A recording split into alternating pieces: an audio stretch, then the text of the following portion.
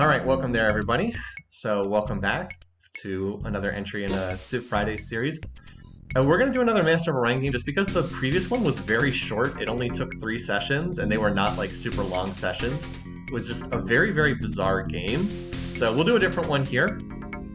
This one is going to be a Sakkra game because that was requested. So this one's going to be Snakes on a Spaceship. Very creative titling. And agree with not spambot in chat. Hopefully we will not have as many hostile worlds to deal with. I also wanted to run Master of Orion because we are expecting our first child to arrive probably in the next 2 weeks. So my schedule could end up being really weird, and I don't want to commit to like some new big game. So we'll just do something that we're familiar with here for the time being. Endless Space 2. I don't think there's that. Wait a minute. Is that the one that's made by the same people as Humankind, Amplitude Studios? Because I have tried their game. I'm not sure if they're the same people or not. Alright, anyway though, so normal settings, medium galaxy. At some point I'll do a game on a small galaxy, but I don't want to do that for this one. Then impossible. We'll go back to the 5 opponents. Running 4 for the last game ended up really weird. Yeah, we're not quite sure. Our schedule could suddenly change in a real hurry. We have a due date in the first week of September, so it's coming up pretty quickly. Anyway, I said we're going to be the Sakkra for this game. So the Sakkra racial ability is double population growth. Their population grows super fast. This is a very good ability. The fact that their pop grows so quickly really does make a big difference. They are a race, though, that kind of has a low skill cap to play because you can kind of get around this with the other races if you kind of intelligently move population around from planet to planet. But you still want to do that with the Sakkra, of course. It's just, to some extent, it's not as necessary. So they're kind of like a low skill cap race in some ways. Their other big advantage is they are excellent in planetology. So we were the Meklars in the last game, who are poor in planetology. The Sakkra are excellent. And yeah, planetology is kind of an important field in this game, so that is also a huge benefit. They are not rated poor in any field. They're excellent planetology, standard, and everything else. So you might be thinking, well, wait, why do they only grade out as like a medium race? They're like dead center of like how the tier list. They're pretty much like right in the middle. And that is because they have very bad diplomacy. There are quite a few races that hate the Sakkra. The Mercians hate them. The Alkari hate them. And I think those are the big 2. I don't think the other races hate them. And of course the Darloks hate everybody. So if you draw a Mercian and Alkari in your galaxy, you're probably in for a rough time. So we want to hope that we draw the other races. Like Bulrathi would be great, Meklar would be great, Klakon would be great insofar as, you know, you're playing against the Klakons. So we're going to play them. We're going to use the green flag. Not blue. I always play, they're snakes, so we're going to use green. And then if you guys have suggestions for leader name and homeworld, feel free to do so in the chat. I will give it 30 seconds to see if people have anything they want to use here. Remember, you can't change these once the King Hiss. That's pretty good. I'm fine with that. King Hiss. And then the homeworld is normally Sla, but if you want to change it to something else, we can. Cobra Commander is really good too. Cobra Commander is really good as well. But I already went with King Hiss. Okay. Eden for homeworld. I'm fine with that. That's not a bad suggestion. Yeah, 2 people with that one. Asshole. You know what? Maybe our second planet will be Asshole. Maybe we can use that for the first colony ship.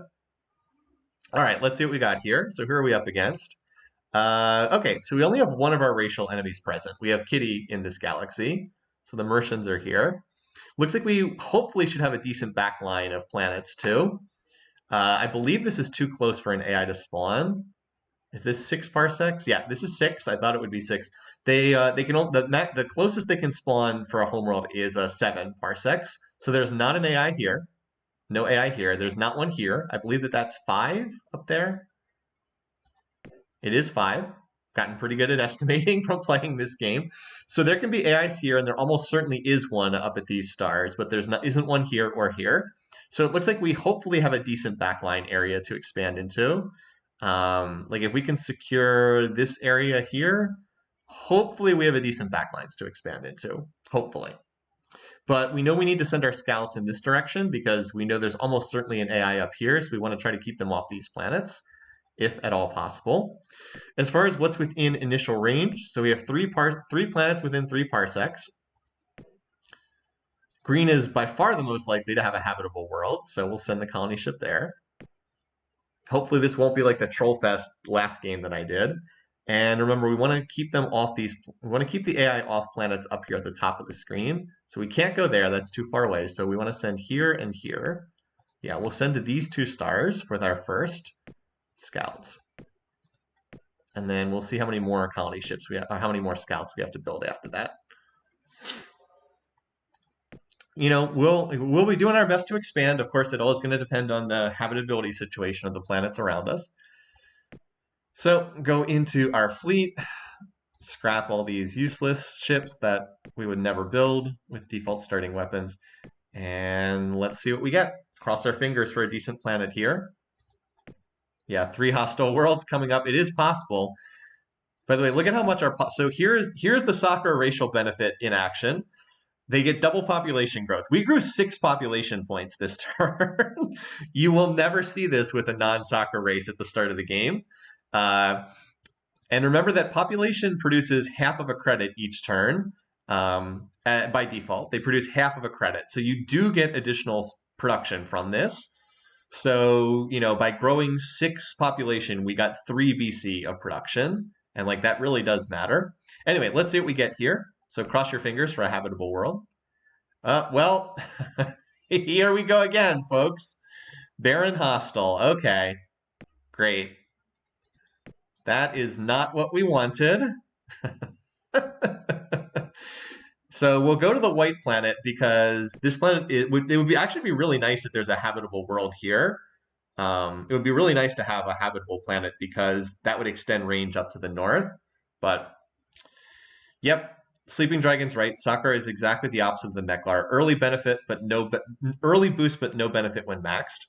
All right, well, anyway, let's see how many planets are in range for us to go scout out. All right, so we can't reach those. We need 1 here, 2, 3 for this planet, 4, 5, 6, 7. Looks like we need 7 to start. All right, so we got to design our scout 2. Which are fuel tanks. I think most people watching this know this, but if you design the same ship at the beginning of the game, this is a bug in the game. The default scout that you start with costs 10 BC, but you can redesign the exact same ship and it costs 8 BC. It's a pretty big difference. It's 20% cheaper, so it is always worthwhile to do that. Unfortunately, we are still paying that huge colony maintenance cost, but there's nothing we can do about that. Like, there's just literally nothing we can do. Oh, we want to build the scout too, so let's build these and send them off. So as before, we would like to send them to the planets that are most at risk. Actually, that's not one of the most at risk planets. Let's go there. That one's out of range. Oh wait, no, it's not. That one is in range. Let's send one here just so we know what we're heading into, and then also to this other one. Now watch, this planet will be habitable, and then this one will not. And it'll be like the slow transit again. All right, so we should only need, I think, 2 more scouts. So we want to build as few scouts as possible while putting the rest into industry. White Star is going to be irradiated. I mean, it might. Let's hope not, though. All right, well, here's a habitable world. This is...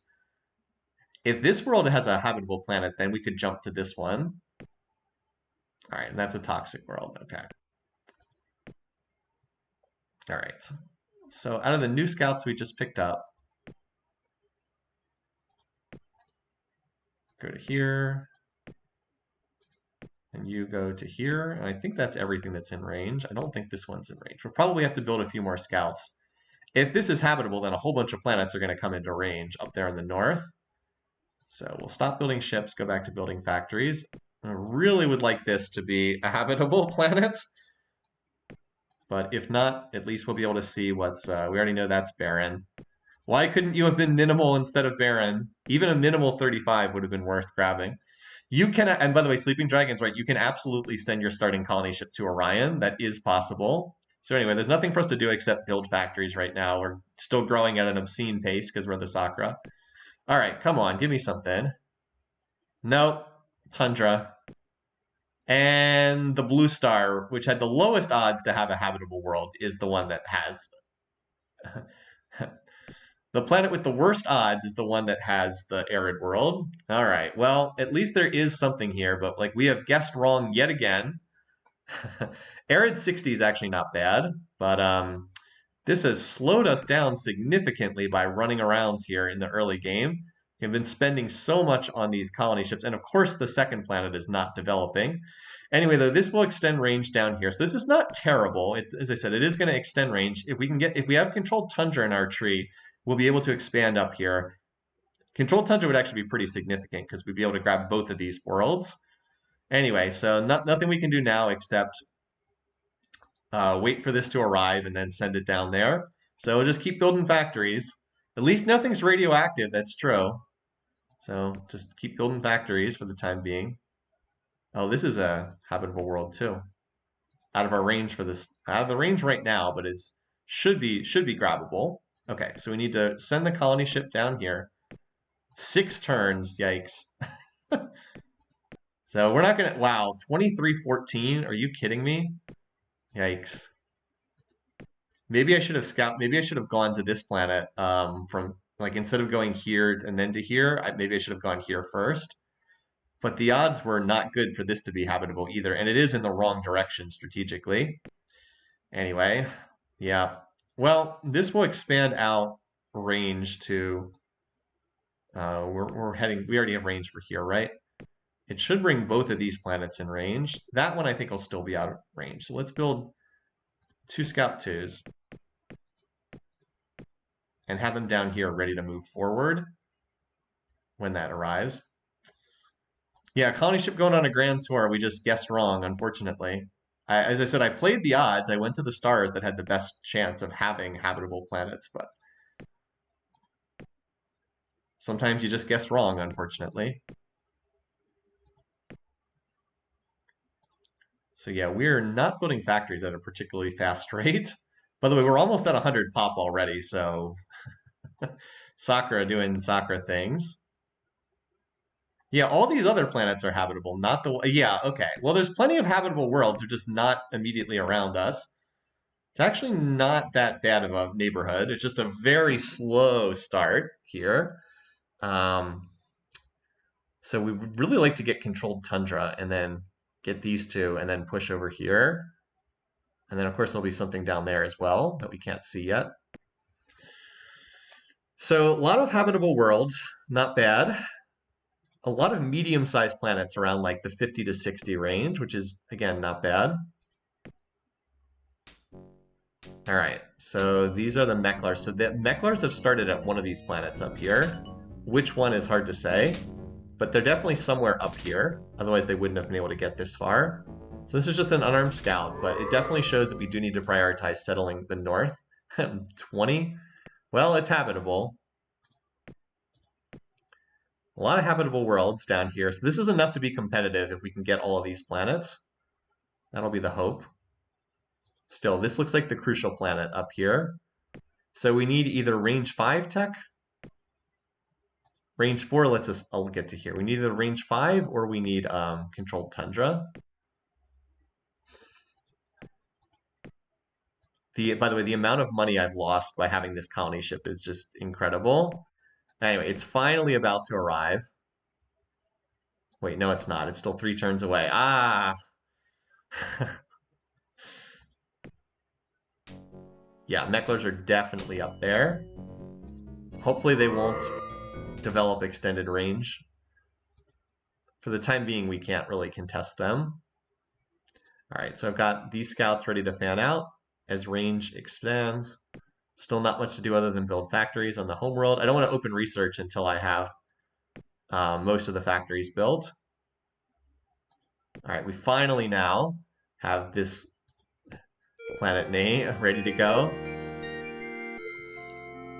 2314. Oh my god. Yeah, well, it'll grow fast in terms of population, so people liked asshole for this one. Planet name, finally. Alrighty, so we want to send some pop over here. I can actually afford to send a lot of population because it grows so fast on Eden. How many factories do we have on here? We have 90. Okay. So I'm going to send, I think, 18 to get this planet going. Just because it'll grow back so quickly on the home world.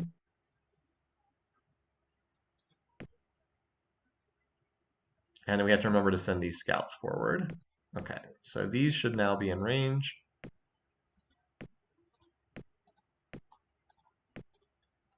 That is still out of range. Yep, as expected. Okay. So this is now in range. So we do not need to research.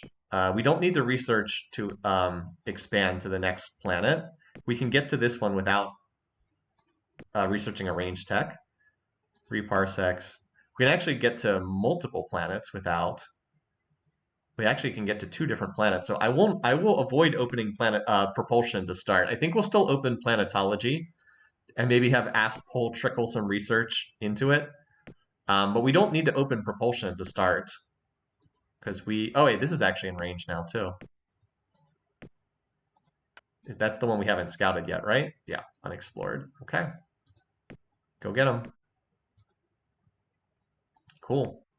A lot of minimal planets on this map. So we should get scout reports on these, and we'll grab these 2 planets. As we said, we probably need advanced range or better planetology to grab there, but we'll definitely grab these because we can. And then that's range 4, right? We've got 2 more over here that are range. Oh, that one's range 5. This one's range 4. This is actually a pretty important planet because it kind of like controls access into our corner of the map. Range 5 I would probably pick range 5 over range 4 just so I can get to this world if I have the option for both, even though it is triple the cost. All right, so Eden. Note that after sending away 18 pop, it grew 5 more pop right back again. All right, so let's just max out factories. We should max out factories. Actually, even with, so basically our racial ability like offset the massive cost we were paying to have that colony ship in place. We're actually on pace to max factories relatively quickly here, just because we have so many people. We should max right around 23, 22, around 22 or 23.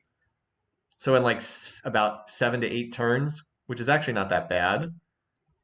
It would have been much faster if we hadn't been paying those costs. So like this will get this up to 1/3 population, and then Aspol will grow like a weed immediately as soon as that happens. Yeah, so as I said, we're just building the factories right now. And then we'll spend 1 turn, we'll do 1 turn of max research to open the field. And I should probably open planets. I should probably open propulsion just so I can see if it's range 4 or range 5, because that'll influence my decisions. And then we'll build colony ships for these 2 planets because we want to get them going. And we'll go from there after that. All right. All right, so now Aspol is went up 20 population with 18 coming in. So it should probably grow about 4 pop per turn, roughly. Let's see. It'll go 3 or 4 pop per turn. And it'll help it get off to a faster start. Oh, okay. And wow. Remember how the last game was all the inhospitable worlds? This one is like very, very hospitable. So we can definitely push to the east. Now with this many planets being habitable, it's actually not as high of a priority to get to this planet. It would still be nice, but like there's not a great need to fight for this one because there's so many pretty good planets down here at the bottom of the map. We could like focus on grabbing these and pushing east as well. Like there might be an AI over here, but if there isn't, then we've actually got free run on a lot of the map. Also, nothing is poor or rich so far, which is fine with me.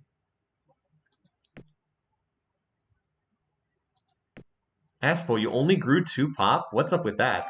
You call yourself a Sakkra, only growing 2 pop in between? Okay.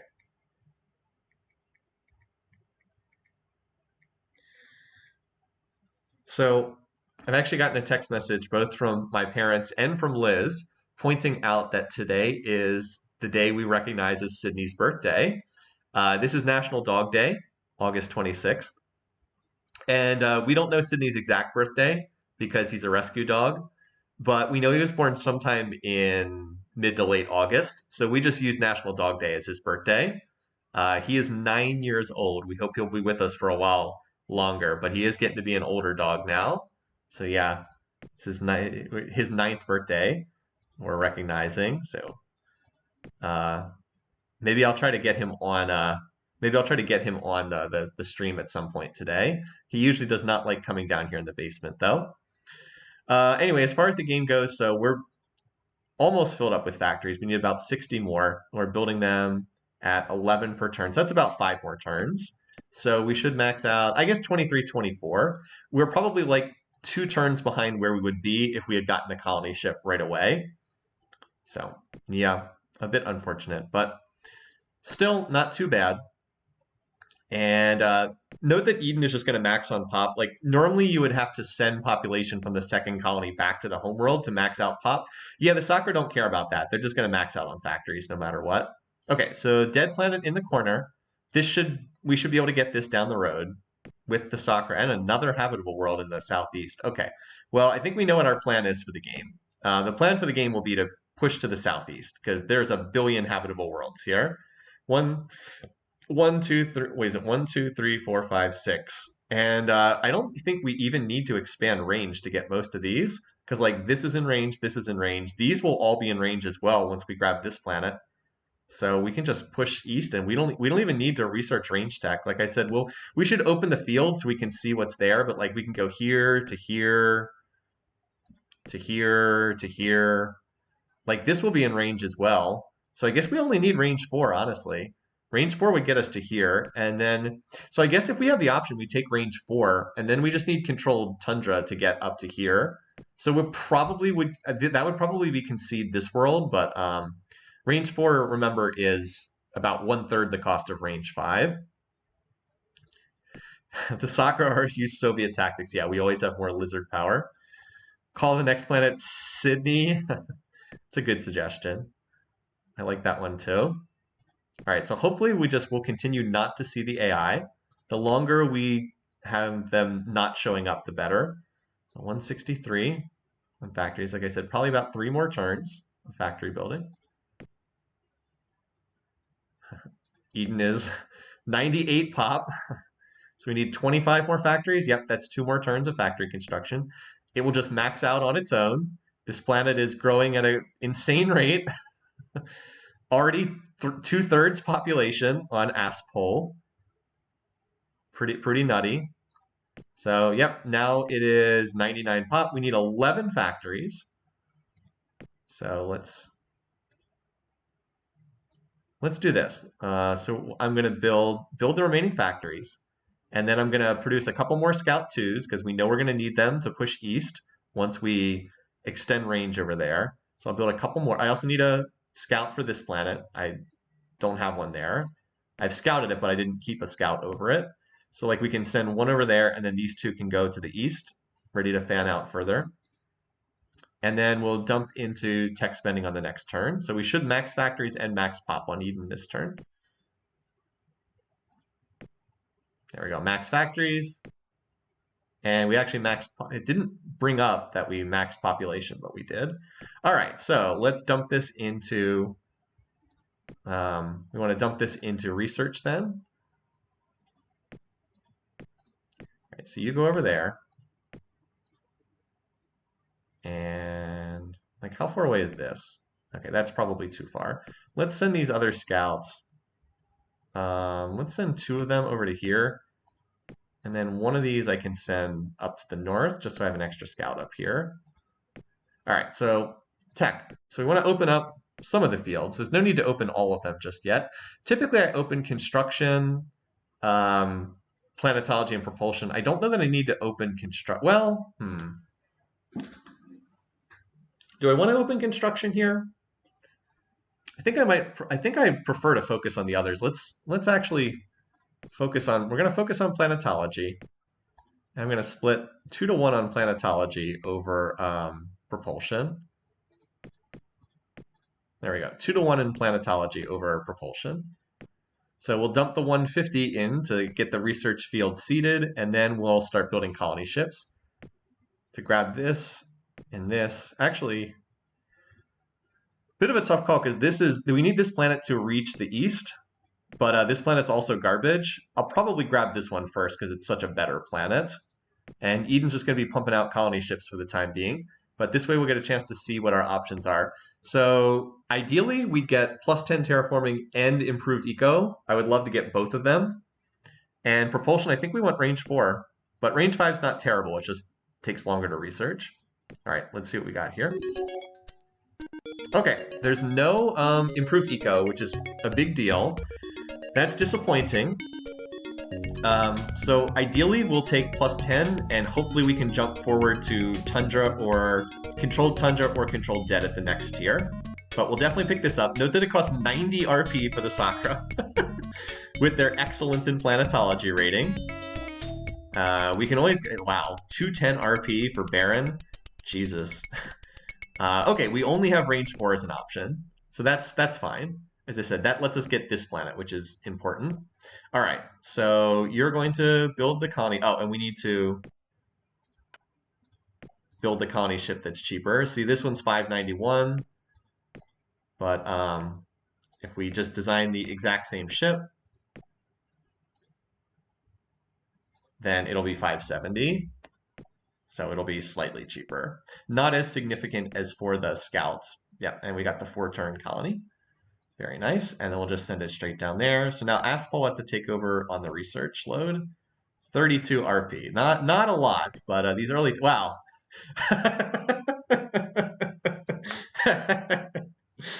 Well, yeah, it is good to be rated excellent in planetology. It is nice to be rated excellent in planetology. So the other reason why planetology tech's nice early in the game is it does make your colony ships cheaper as well. It actually cuts some of the cost off of the off of building the colony ships. So yeah, okay. Because the Sakkra grow population at such an absurd rate, the terraforming is very nice on them. They can just get to the new larger size like immediately. I'll dial down after this turn. Already at 20%. Okay. What a difference from the last game. I know, right? Seriously. All right, so let's dial this down. We don't need to spend any more on this.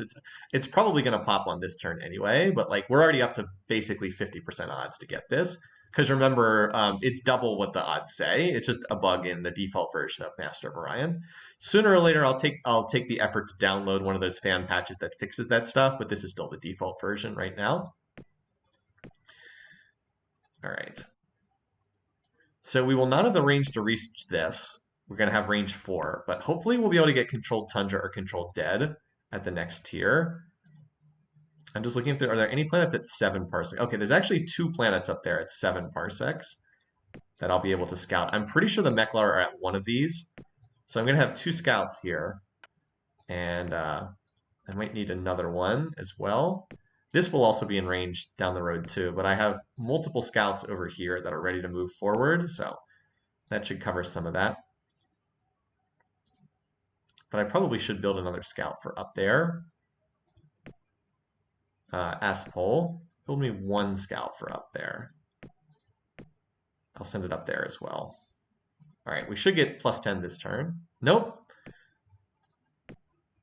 It's like 50-50 each turn right now, but we're not really spending much of anything for that. All right, so you go up there as well. 1 more scout for up there.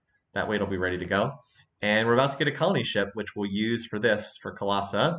And Aspol has already almost maxed its population, so we'll be ready to easily supply colonists for that. And then we'll build another colony ship for here, and then another colony ship for here, and then another one for here, because that'll be in range. And we'll just keep pushing to the east, building colony ships. These worlds are not all that large, but you know, like a size 20 and a size 30, they actually really benefit from +10 terraforming. All right. Okay, there it is. Good timing, we can terraform. All right, we have both Tundra and Dead available. All right, so here's where you run into, and no plus 20 terraforming, by the way. So here's where we run into kind of an interesting question. If we go for terraforming, if we go for controlled Dead, we can get the planet in the back corner. So in that sense, it's more efficient to go for controlled Dead. But if we go for controlled Tundra, we can get that Tundra planet and then leapfrog to the minimal planet. So I think it's more valuable to go for Tundra here. Again, it's less than half the cost. So I think it's better to go for this, honestly, because we're in kind of a race to get those planets on the north side. The Dead World, whatever. We'll get this down the road when we get Toxic or Inferno or Radiated. So I think it's better to go for controlled Tundra here. Yep. Not Spambot said it in chat. 100% safe, save it for later. Yep. And it's, like we said, it's less than half the cost. And then ideally, we'll be able to jump forward to another planetology tech. I would love to get the second waste cleanup tech, Advanced Eco Restoration. I would love to get that at the next tier because we missed out on improved eco restoration. Okay, so timing is good here. This will go forward to go colonize that planet. And now we can terraform here at the homeworld. So it costs 50 BC to terraform. We should get it. See how it says terraform? That means we're spending a little bit extra. So that should get us enough. And we'll go ahead and do that. And then Aspol, you can stay on tech for right now. So we'll terraform, we'll build the factories, and then we'll go back to building colony ships. Okay, as far as tech goes, this is probably right for the moment. I think that's fine. I'm not going to get the next colony ship in the immediate future. Let's get the range 4 first. Although, do I even need range 4, honestly? Because this will give me the range to get there. By the way, people pointed out in some of the oh no, that is 4 parsecs. Okay, that is 4 parsecs. So we do need the range tech to get up here. People pointed out in some of the comments on the last video, it's like, why are you trying to estimate? You can just have the scouts tell you how many parsecs away they are. And I rather foolishly realized I should have been doing that in the last game. So thank you for the comments on the other players. So I do actually need range 4 to get up there, because even if I colonize this and then it's still 4 parsecs to that. Okay, so I will keep the tech spending the same. I was like, do I even need range 4? But yes, I actually do need it. Don't need it to colonize this planet, but I do then to get to this one. And that's kind of all the tech we need for a while, honestly, because if we can get range 4 plus controlled Tundra, I mean, we'll be able to colonize this. Like, do we need any more tech? Not really. Everyone's just going to be building factories. Like, no one's going to be doing research anyway, so won't really need anything else, at least until the AI starts calling. All right, so just to show the effects of miniaturization, so our colony ship was 570. Now watch, if we design a new version of the same ship, it's 546. So I'll probably do that in a second. So just because it does cut that off. But for right now, we're going to be moving down there, so I don't need to build another colony ship. Improved industrial, yeah, improved industrial 9 would be the big one. Yeah. So construction's the one other field we would have to open. Agreed. Construction's the one other field that would be relevant. But while I'm just trickling research here, it's not going to do that much. I believe the old shops do auto reducing cost. I believe that's correct. So far, the AI is being nice. They're leaving me alone. No one appears to have spawned right on top of me. All right, so we did finish terraforming. I'm surprised I didn't get a message about that, but we did finish terraforming. All right, so we'll build 13 factories. We only need to build 11 factories, though, so let's not waste that. This will make sure that we finish the factories. And then the rest I'll just dump into that. Let's see if the ship cost upgraded. Yep, it did. So correct. It did actually get cheaper. And then we'll go right back into building those colony ships next turn. Actually, you know what? We don't need to put in the research. We'll just get started on the colony ship right now. Production does carry over. Aspol does need to terraform at some point. I actually would really like to terraform. Actually, you know what? We'll do this. We'll put some in research, and then you can use this turn to terraform Aspol.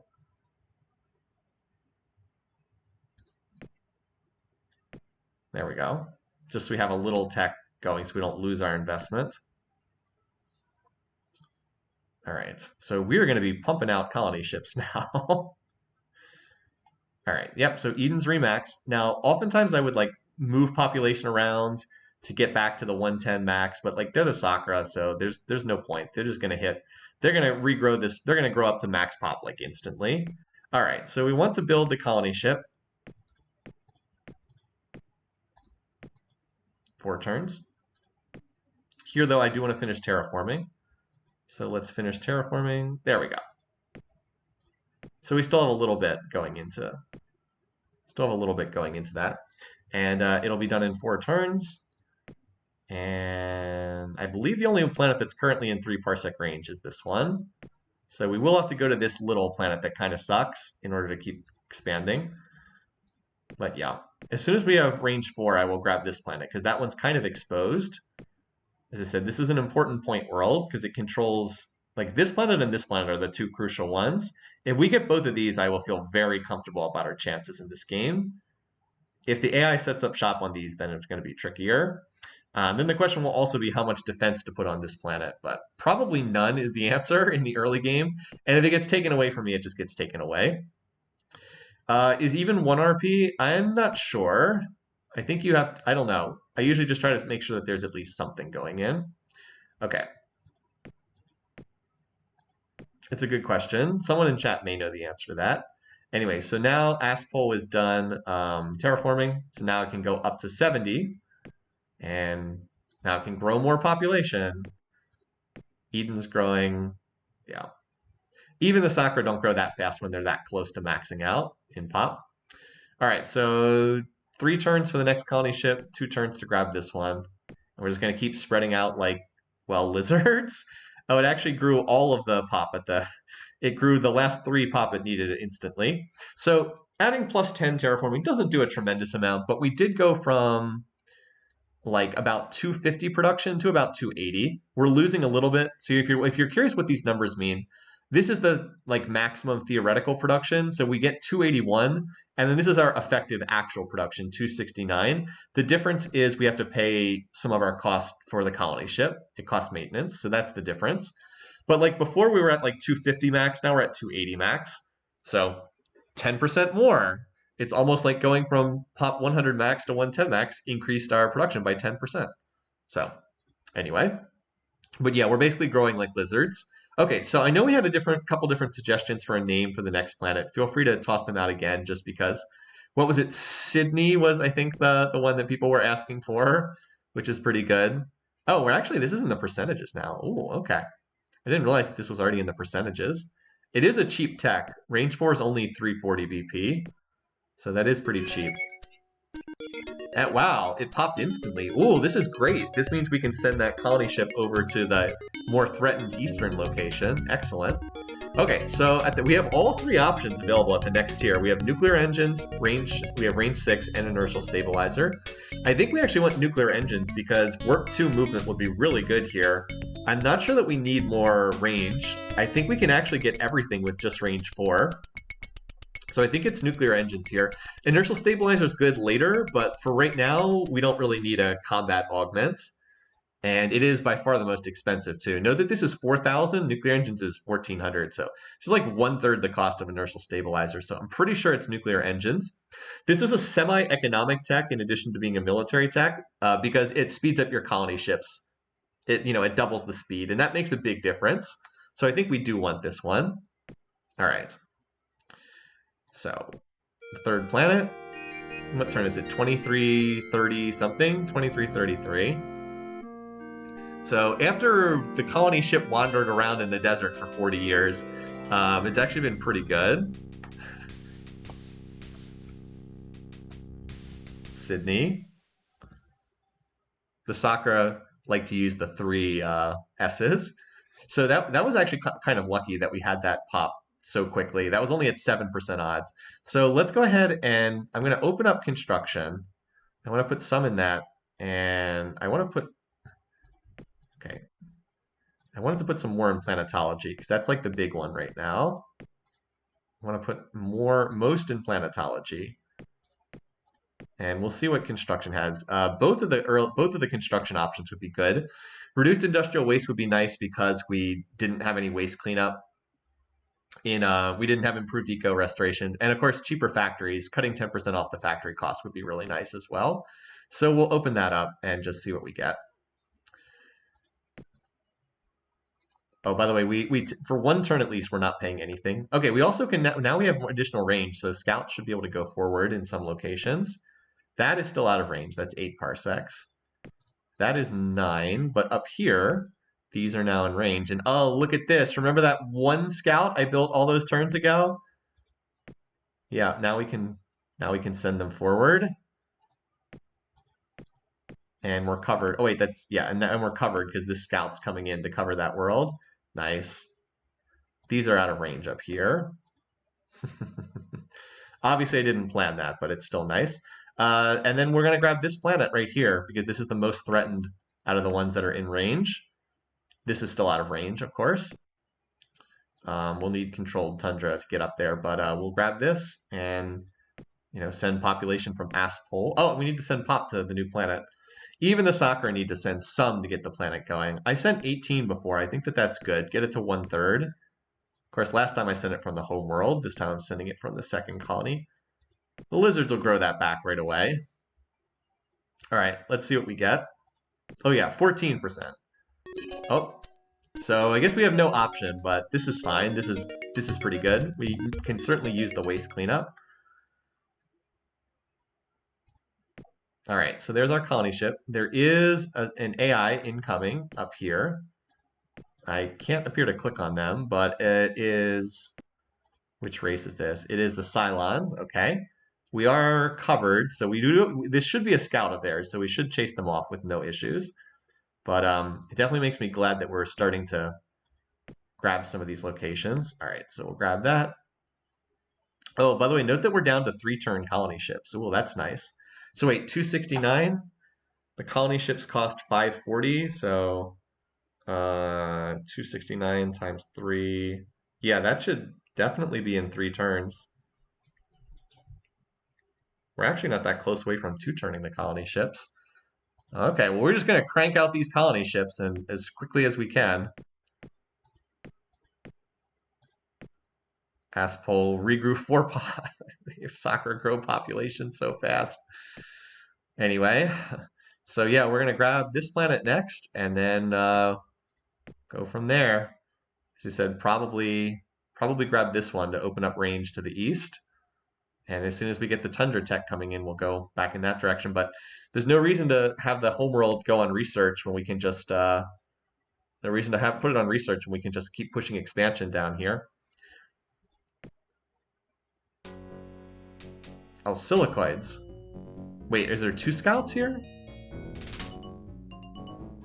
Yeah, you stay away from my territory, silicoids. Yeah, it is 2, so okay. It is 2 AIs, both with unarmed scouts. That's why you gotta keep unarmed scouts over these planets, chase them away. So this is, okay, no one controls this planet. I'm a little surprised that these AIs haven't tried to colonize it yet. So,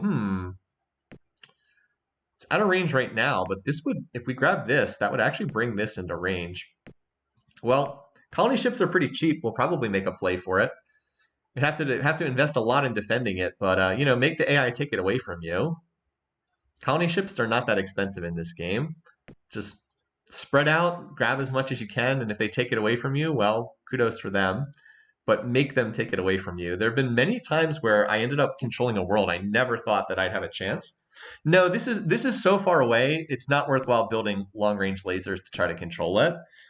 Usually you want to build the long-range lasers if it's like a very critical world that you have to control, because you do slow down your growth curve by doing that. This would be a true reach to get out here.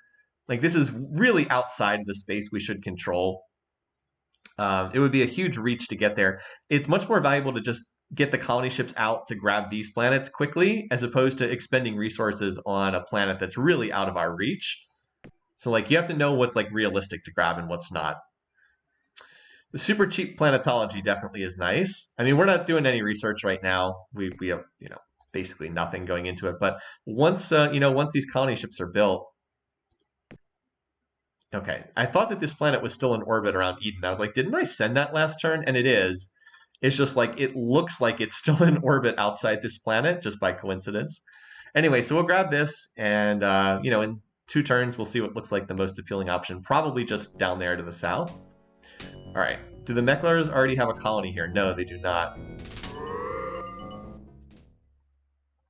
Terran 85. Wow. Okay. So no surprise, the silicoids are spreading out. We have 3, and we have our colony ship on way to a 4th.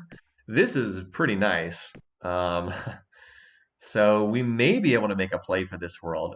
Again, it's kind of more in the center of the map than I'd expect, but we can try. We can certainly try to get up there. Rank, if you would, Master of Orion 2, Master of Orion 3, and the most recent one. Well, Master of Orion 3 is the worst. I've never played Master of Orion 2, so that's like an NA. But the Master of Orion remake from like 5 or so years ago it's fine. It's not a terrible game, but it's not great. It's just mediocre. So that's definitely much better than Master of Orion 3, which is one of the worst strategy games I've ever played. Might be the worst turn-based strategy game I've ever played, at least from like a major developer. That was like a heavily advertised. So like just to go into storytime mode for a minute, when I bought Civ 3, which was, in like 2001, I think it came out in 2001, there was like this huge, massive advertisement for Master of Orion 3, which had not come out yet. It came out in 2003. It was like, coming soon. You've controlled the Earth. Now control the stars. Master of Orion 3. So it was like this big hype campaign. It was like, wow, Master of Orion 2 came out in like 1996 or something. And it was like, it's been 7 years. Now it's time for the sequel to come out. People still loved Master of Orion. It just killed the franchise. It was so bad, it literally killed the franchise. And there was no Master of Orion game again for like 12 or 13 years after that. So Master of Orion 3 is really bad. The game just plays itself, basically. I don't know what else to say other than the fact that the game literally just plays itself. It's like a spreadsheet simulator. Anyway, just a little aside there. Yeah, you see that there's a bunch of you can see enemy ships if they're within 1 parsec of your ships, even with the default scanner. You can see that there's scouts buzzing around up there for sure. All right. Oh, I forgot. The reason why, so we can build, I was like, oh, we can build 3-turn colony ships. I was forgetting about all the waste cleanup we have to spend. So our effective production is like 150 per turn because we have to pay the waste cleanup. So like 150 times 3 is 450, yeah. So we built the colony ships in like 3.5 turns right now. Anyway, so this is being relocated to Aspol, and then we'll grab this planet here. Or actually, no, we can just go to this planet. We can skip right over this one, this little size 20 planet. We have range 4. We'll just go right here, which is a much better planet.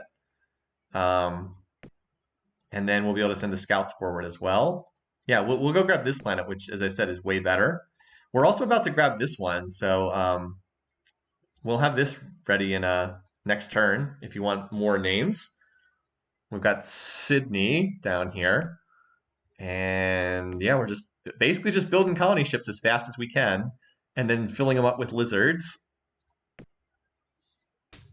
Yeah, so there's a lot of... I don't think I'll be able to keep the AIs off these planets, to be honest.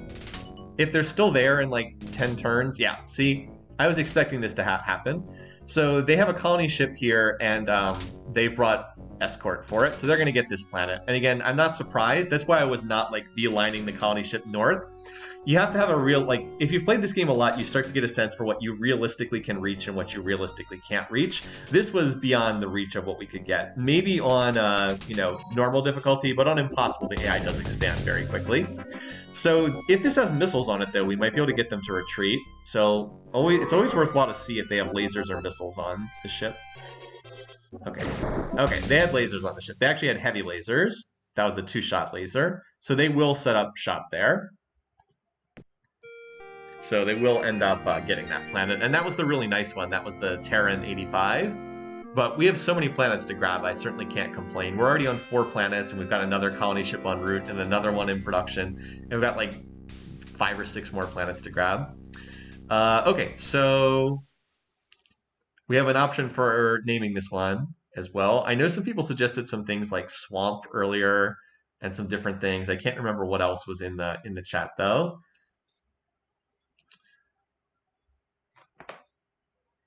No, Signy, Solid Snake. That's not bad either. I'm gonna get a lot of snake puns. We'll go with that. Solid Snake. There's enough room for it, just barely. This is also likely to be a planet that sees combat as well, for what that's worth. Is this going to bring us in contact? Oh, okay. So they have looks like they have the pacifist personality. That's good. That is their default personality, just based on the message they sent here. This is probably pacifist silence, which is good because I would prefer not to be fighting them in the early game. Let's see though. No, they're honorable in this game. Honorable ecologists. Wow, that's an odd personality. So they do not have their technologist personality. Honorable instead. Interesting. Well, we want to sign them up to trade because you always want to try to improve relations in the early game.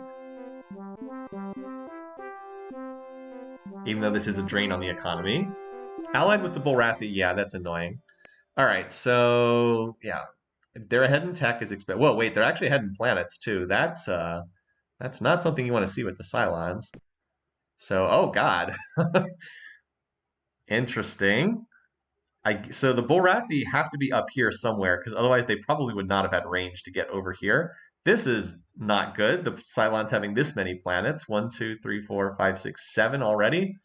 That's, yeah, I mean, I expect to be behind on Impossible in the early game, but the Cylons being strong is not what you want to see. That is always a bad sign. They are the game's strongest race, and their teching can get out of control very, very easily. All right, they also got a nice planet there. Where is their actual homeworld? Which one of these yellow stars is it? Okay, so they were north central portion of the map. So that's Mentar there.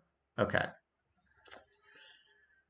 Yeah, we know the silicoids have 6 planets as well, and we've seen them buzzing around a little bit. Now, where they are, who knows? They could be here, they could be up in this cluster. We have seen some silicoid ships.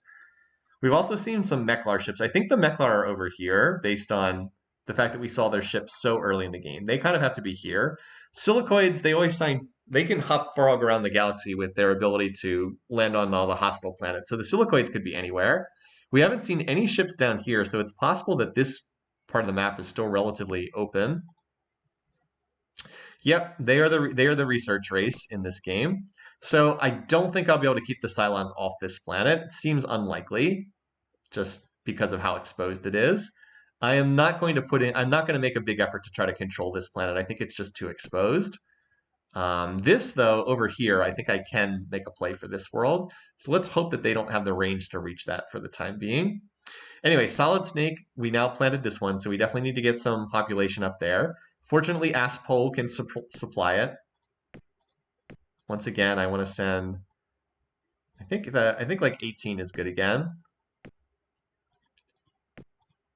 Because that drops us down to like half population, and then it'll get it up to the 1/3, about 1/3. All right, so we have this incoming 1 turn. So we have to remember to send that forward. Oh, we also have to adjust spending because we turned on a trade. This planet would be good to terraform, but it doesn't have enough production to terraform yet. It needs to build some more factories first. All right. Oh, we also now have extended range because we settled or colonized that planet. So here's where I have some extra scouts. Let's send one up there. And is this now in range? Yes, it is. So we'll send another one forward there. And then that's going to be in range soon too. So I probably need Aspole to build another scout too. Let's do it next turn. We can try to chain scouts forward a little bit. Sydney could also build one too, but that's okay. All right, so shaping up, looking pretty good. If we get all these planets, I'll be pretty happy if we get all these. I'll be ecstatic if we also get these 2 and this. So again, really it's just about getting those colony ships out as fast as possible. We already have 1 headed to this planet, so we need at least 3 more before we go on to research. This one, as I said, probably not worthwhile trying to colonize, just too exposed. All right. So this colony ship goes forward. As we said, we'll just send it straight onto this planet instead of going for the little 20, because that's now in range. This is also in range too. All right, Eden, let's drop the relocate order. because I will probably just send to this planet next. It's not a particularly strong one, but it does continue making progress towards the bottom right corner, and I would like to lock down kind of these potential point world planets I'd like to control. By the way, still no poor, no rich planets anywhere, which is pretty interesting. You guys want me to play Master of Orion 2? I don't know. I don't really like the look of that game. It's so Master of Orion 2 is really a sequel not to Master of Orion, but it's a sequel to Master of Magic. It actually carries over all the most of the mechanics from Master of Magic, which is kind of interesting. Yeah, so we're making a little progress towards controlled tundra.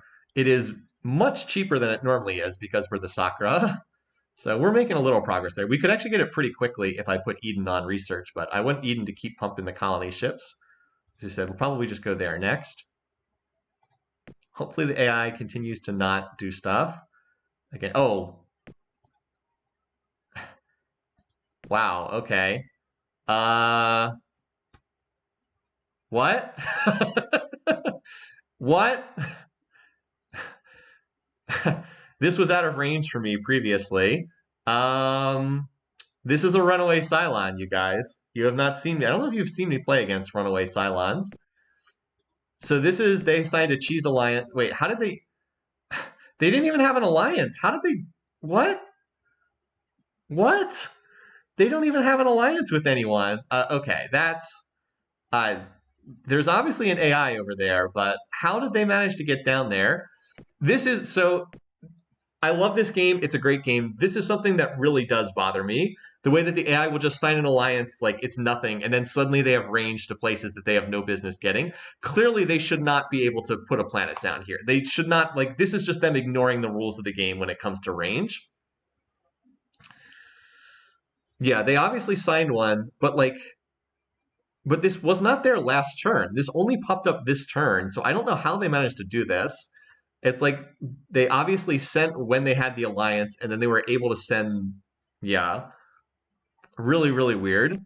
It's unfortunate because my scout is 2 turns away from being here, and then I would have been able to chase their colony ship away. So that's actually a pretty big deal. That's going to make this game significantly harder. Now we have actual competition down here. There's nothing I could do. I did not have range to get over there sooner. It wasn't until I colonized this planet that I had range to get over there, so nothing I could do. Like, this was just outside my range. But no, I'm not declaring war on the game's strongest AI when I have a bunch of scouts. That would be silly. And I have no factories anywhere except my homeworld. Ferris is saying that they established colony is checked before the fuel range is checked. So it looks like they were able to plant the colony even though the alliance had since been broken. Anyway, so we're going over to this planet next. Now it is crucial that we lock down this corner of the map ASAP. We already have a colony ship headed here.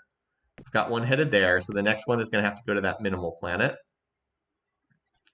Fortunately, that's only 4 turns. We can probably gain a turn by relocating. In fact, we can probably relocate to this, and then, because we'll have this colony planted by the time this colony ship finishes. So still have the pop transports en route to Solid Snake. And yeah, the other planets are just doing their thing. Trickle research from Aspol. Sydney's building its factories. It can almost terraform in 2 turns, so I'll probably have it do that. When you meet other AIs, immediately ask them to declare war on the Cylons. We'll see. They usually don't do that for nothing. Yeah, so they're already on this planet, as expected. Very unfortunate. This is so isolated from the rest of their colonies. As I said, very unfortunate. There's not much I can do about it, though. I mean, I could attack them, but they'll have pop transports incoming already. They'll probably have like 30 million pop incoming. And as I've said, I'd prefer to stay on peaceful terms with them for this point in time. This is almost certainly a hostile planet because someone would have colonized it already. Something that's dead center of the map, someone would probably have colonized, but maybe it's like a tundra planet and we'll be able to go there, which would give us, would probably put us in contact with a bunch of races, which might not be the best thing, honestly. Anyways, we've got an extra scout here. So let's reposition this somewhere more useful. Why don't you go to Aspol? Because I don't have a scout over that planet. And it looks like we've hit kind of the limit over here. How easily can they get to me? Well, they're going to have range to reach a lot of my planets from here. That's why this is like, not only are the Cylons getting more planets, but like from here they actually have range to hit most of my worlds. Like otherwise they wouldn't be able to reach much more than frontier worlds, but it's just going to make the game more. I mean, I guess it makes for a more interesting game having the Cylons up there over here, but it certainly makes things more difficult. All right, 3 turns. It's actually going to arrive next turn. At least we're starting to lock down the planets in this area. So what was it? We already have one. Yeah, same thing again. Every time that Eden sends ships, it looks like I have not sent them yet. I was like, wait, didn't I send something to this planet? And I did. But it looks like it's still in orbit around the world, just due to the way the map is set up. Yeah, so we have colony ships incoming to both of these, and then we'll send here and here for the next 2. And by the time that's done, we probably should have the tech about ready to pop to go grab this planet and this planet, if this one's still there. The Tundra should still be there. This one I'm not as sure. And then we'll grab the barren planet as well. So if we can get them all, that's 1, 2, 3, 4, 5, 6, 7, 8, 9, 10, 11. That's more than enough planets to be competitive on Impossible. Bullrathi, yeah, the Bullrathi must be over here. Probably here. This is probably where they started. And then they signed an alliance, and then that gave them the range to go down there. It's a shame it wasn't the Bullrathi on this world, though. The bears would, be a target to go rough up potentially. They're hard to invade, but they're not as dangerous as the Cylons. All right, next turn, Sydney is going to be ready to terraform. All right, well, we did manage to get here first, so that's good. We still might settle a quarter of the galaxy. Like, this is still a very strong position. Just, we have like a major rival in the form of the AI and the Cylons. So it's not going to be a total cakewalk game. Liquid Lizard. Do we have any other suggestions? That one's fine, but I don't love that one. Because we have Solid Snake up there as well. But if no one else, Dibs. I don't love that one either. I think I like Liquid Lizard more than Dibs. All right, let's see if we have room for that. No, there's not quite enough room for Liquid Lizard. Comes up short. So since there's not enough room for it, yeah, it's kind of a short lizard. All right, Dibs it is. Had a couple of different suggestions. Ouroboros. All right, so we've got this one under control, so we're going to need to send Pop there. Aspol has been doing a great job of regrowing Pop for all these worlds. Looks like Solid Snake now had its Pop transports arrive. Sydney should now be ready to terraform, so yeah, we'll just terraform it over 2 turns. This planet needs, if I send 18, I can send 18. This just goes down to half Pop once that happens, and that's fine. It'll just regrow that much faster. I would be really hurting on population. So this is where the racial ability is quite nice. I'd be really hurting on population if it weren't for playing as the Sakkra right now. All right, so Eden, now let's relocate to Dibs. And then that'll get us, we'll be able to move from Dibs down to that spot there, which is only 2 turns. So we should be able to save 1 turn's worth of movement by doing that. And then afterwards, we'll relocate to Aspol to grab this planet. And then we finally have that corner of the map colonized. It's just so annoying. I'd have range to continue going further if it weren't for this one planet. Ah, well. It is what it is, as I've said.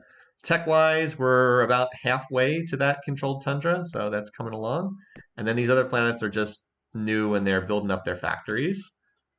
Sydney is the most furthest along, I guess. But we haven't had any of these planets very long. Yeah, remember how I predicted this was probably a hostile planet? Might be able to get that one down the road, though. Okay, so Sydney, that looks like it has just enough to finish terraforming. So we'll go with that. All right. Aspol is doing a great job of growing population here. It's been growing like 4 to 5 pop per turn for these worlds. All right, wait, where is... Oh, this colony ship isn't done yet. Well, we're almost done building these colony ships, right?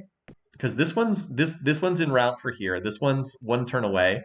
Then we just have to build this one, and then we can go on research, right? Or I could make a play for that one. I don't know. It's probably worthwhile to build the colony ship, because then even if we get chased away, we can just move that colony ship over there later. Probably worthwhile to make the attempt. Who knows? Maybe they'll leave us alone and we'll actually get to control the world. It is pretty nice. Pop 55. As I said, it's probably worth the attempt. Anyway. So still just neutral with the Cylons. I'm hoping that we'll be able to get up to relaxed soonish. All right, there's the colony. So that is now on its way. Well, it's on its way to Dibs, and then it'll move forward to that location. So this one now will relocate here. And the big thing is I just have to remember that this ship is 6 turns away from arriving.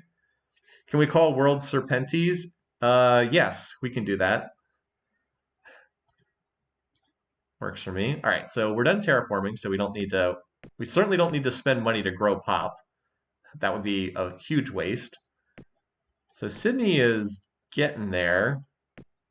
It has 12 factories, but it is certainly growing pop. Sydney can supply population for this world here. Solid Snake and the other worlds are still just getting started. Okay, so just next turn in it.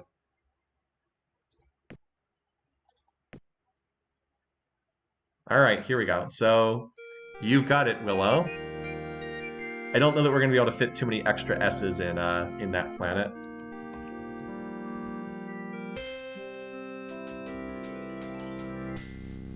There it is. Okay.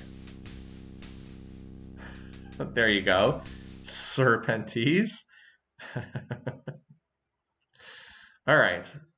So that planet's ready. So do I hit up Aspole again for population? I think so. I'd be willing to send from Solid Snake, but like I don't want to slow down Solid Snake's development because this is a frontline world, and I'm going to need to build missile bases here. So I think we hit up Aspole yet again for more population. This is only a size 30 world, so we don't need much. I think 10 million will be just fine to get this one started. We'll do 11. So Aspole once again loses more pop.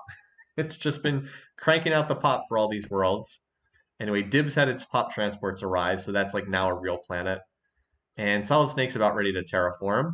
This is 4 turns away. This is 2 turns away. Okay. And Solid Snake, yeah, almost good. Slowly getting some tech here.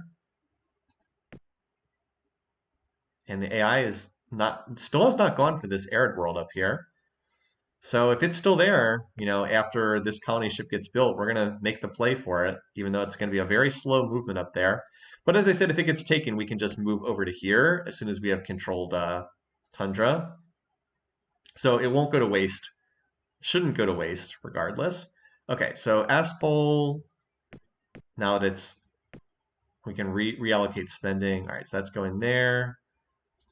This is still 3 turns away from Dibs. This is still, all right, this will finish in a turn. Sydney's done terraforming. It's Solid Snake that was about to terraform. Still not quite there yet. I prefer to do it, as you saw, when you can do it in 2 turns. All right. Okay, well, Eden, let's drop the relocate order, and we'll build 1 more colony ship. We would not save any turns by relocating to Solid Snake. It's faster just to go straight there. And we'll build this 1 more colony ship. Hopefully now I have to remember this in 2 turns. All right, so in 2 turns I have to relocate both of these colony ships to their final destinations. Oh, I don't have, you're right, I don't have range 5. Whoops, I only have range 4. You guys are correct. Now if we have this, does that bring it in range? Nope, that's still, it's still range 5. Okay. Well, we don't have range to get there. Womp womp, so I guess that's not going to happen. I do want to make sure I have a scout available to go check out that world, though. So I do want to have a scout ready to go up here. And then this one can shuffle over to that planet. Because, all right, so that means that we stop the colony ships for the time being. Go to research. Whoops, I forgot to lock that slider. which means we will discover these techs very quickly with the homeworld. Now we're getting 140 research points instead of 30. That's 5 times the research. And Aspol can finally go back to building factories for a little bit while the homeworld carries the research load. Yeah. So we should discover this pretty fast, honestly. And then, well, we'll have the range we'll be able to colonize this and this. Actually, I will need scouts. I'm going to need more scouts to check out what's up there. Aspol, I'm going to hit you up again for a couple more scouts. Build me 2 more scouts just for safety's sake.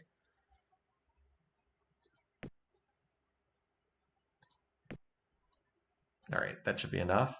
Okay, so we got 3 scouts. We're going to send 1 to here. And let's send the other 2 up there. All right. Yeah, you never know. We might need that red planet up there as well, or red star up there. This way we just got some extra scouts available up there. Okay, so Aspol, you're on industry. Solid Snake should be able to terraform now. Actually, you could have done it 1 turn sooner. So you terraform. Just got to stay on top of this micro. Our colony ships are 1 turn away from arriving here and here.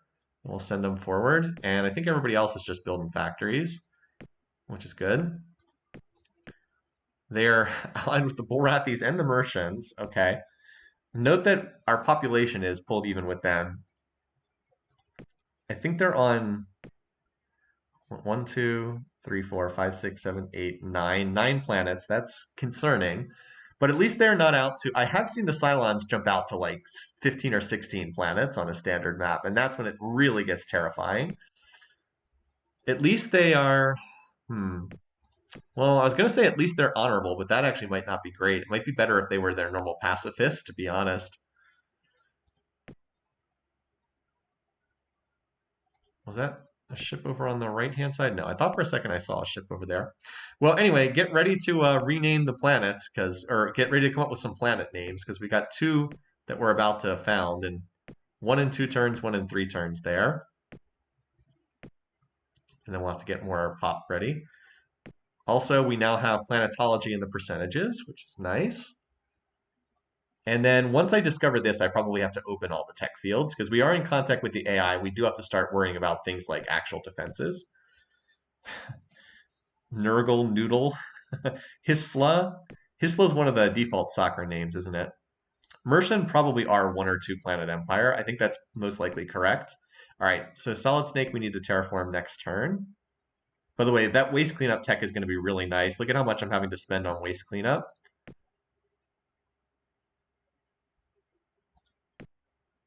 15%. I'll do 1 more turn of research, and then I'll just start building the colony ship, even though it's not discovered yet, on the assumption that it'll be discovered while it's in the percentages. Okay, so Solid Snake done terraforming. I think one of the other planets is ready to start terraforming. Okay, so this is coming along nicely. I know it only has 15 factories, but now that it's terraformed, it will build the factories pretty quickly. Probably needs about 20 to 25 turns to get there on factories. You might be like, it's only producing 3 factories per turn, but remember, it does increase at a kind of like a geometric rate. All right, Dibs is, well, we'll start terraforming next turn. And then Sydney is already terraformed. Okay. I think that's all I have to do for this turn. I already sent these forward. Some good suggestions here. I like Slytherin. Slytherin's a good choice. A couple people had +1s on that. Hisla's not bad either. Ouroboros, I'm not sure. I don't quite get the Ouroboros. I know it's a serpent eating its own tail. So maybe, though. I do like the classical references, certainly. All right, well, that's great. We hit that earlier than I was expecting. I guess it was like 1 in 3 odds. This also makes the colony ships cheaper, too. All right, well, we got a lot of options at the next tier. I think we want well... All right, so here's the thing. Controlled Inferno gets us 2 more planets. Enhanced Eco Restoration is really big because it would enormously cut our cleanup odds. There's no... we don't have controlled so we don't have controlled toxic in the tree. Now we have not seen there's 1 toxic planet we've seen. So the question is like, do we go for controlled Inferno in the hopes of grabbing those two planets, the dead in the back corner and the Inferno in the center of the map? Or do we just go for enhanced eco and then gamble that like radiated's at the next tier? Because controlled radiated could be at the next tier. We don't know for sure. Ideally, we'd go enhanced eco and then controlled radiated would be at the next tier. I think that that would be most ideal. Why don't we go for that? We can always backtrack for Inferno. If it's not, we can always backtrack for Inferno afterwards. It is not expensive with us being so strong in planetology. So I think I'm going to go enhanced eco and then hope that I can backtrack. Hope that controlled radiated's there at the next tier. Terraforming text we can pick up. There's always more of these to pick up. That this would be very valuable as well. That's plus 20 on every planet, but I think we'll go with this because we missed out on improved eco. And it's usually not that hard to trade for like plus 20 terraforming. Let's go for it. All right. So we had a couple good suggestions. So Slytherin, I think, was the most popular.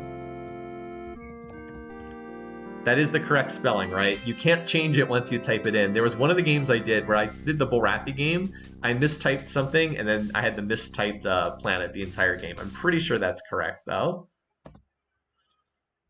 Enhanced Eco does also give a boost to research. That's true. All right, here's the copy protection that we don't need to worry about because this is the GOG version of the game. All right, so we're going to adjust the spending. I'm going to dial down planetology for right now. I'm going to try to get these two techs, and then I'm going to open all the fields after I get these two.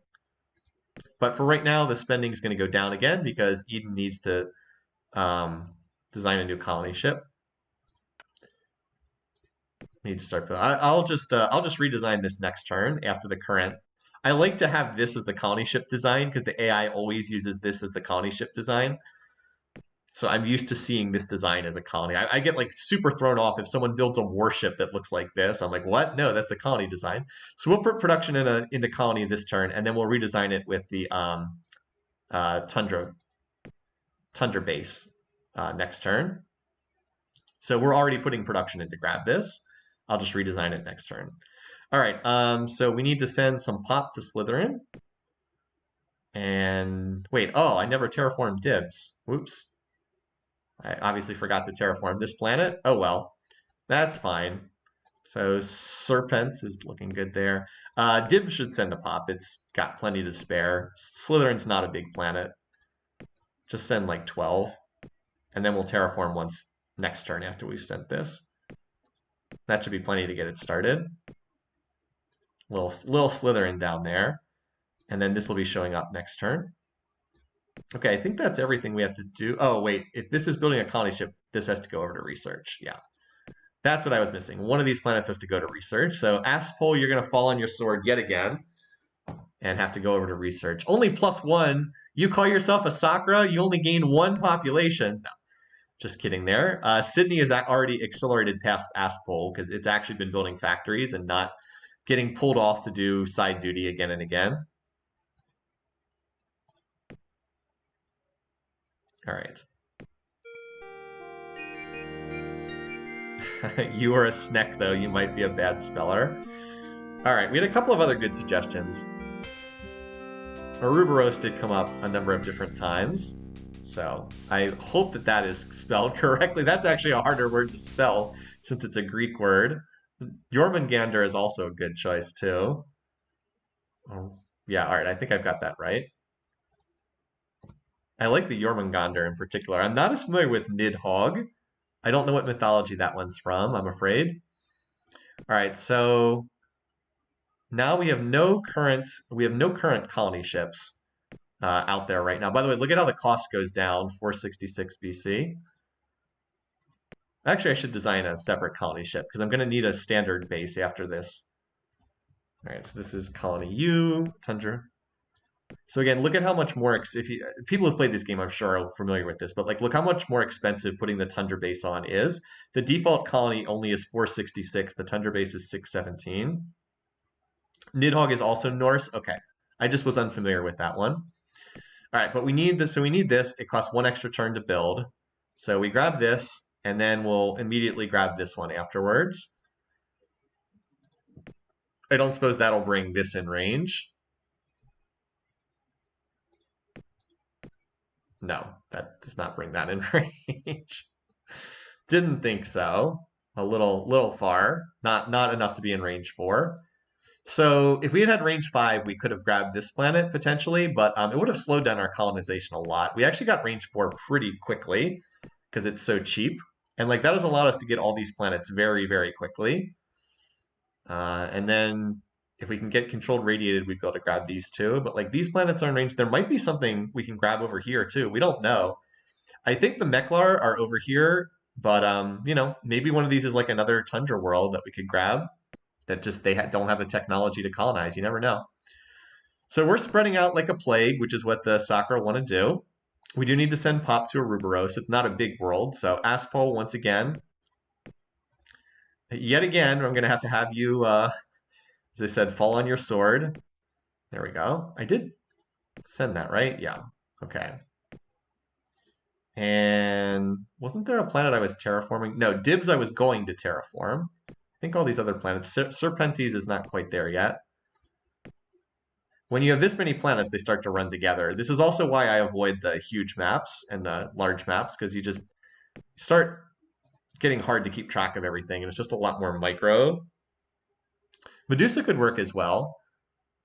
A lot of, snakes are so common, like across the world, that like there's so many snake references in different cultures. Anyway, we are still doing research. Yep. Construction's getting close, and planetology. Aspol is still carrying the research load. How much population has Aspol grown? So we really have gotten a lot of benefit out of playing as the Sakkra in this game. Like we would not have nearly so much population on these new worlds if it weren't for that. Okay, so that'll finish the terraforming. I think that's the only thing we have going on right now. Just the terraforming there. Is it Solid Snake or Sydney that's gonna? It looks like Sydney is gonna be the first other planet to max out after the capital. It's almost at half factories. Usually it takes about 6 or 7 turns to max after you hit half factories. Because like, yeah, it's getting there. Probably, well, since it's short of half factories, it's probably 8 or 9 turns away, and then it can go on to research. And then poor Aspol can stop having to carry the research load. All right, let's stop terraforming at Dibs. We definitely want it building factories and not growing more pop.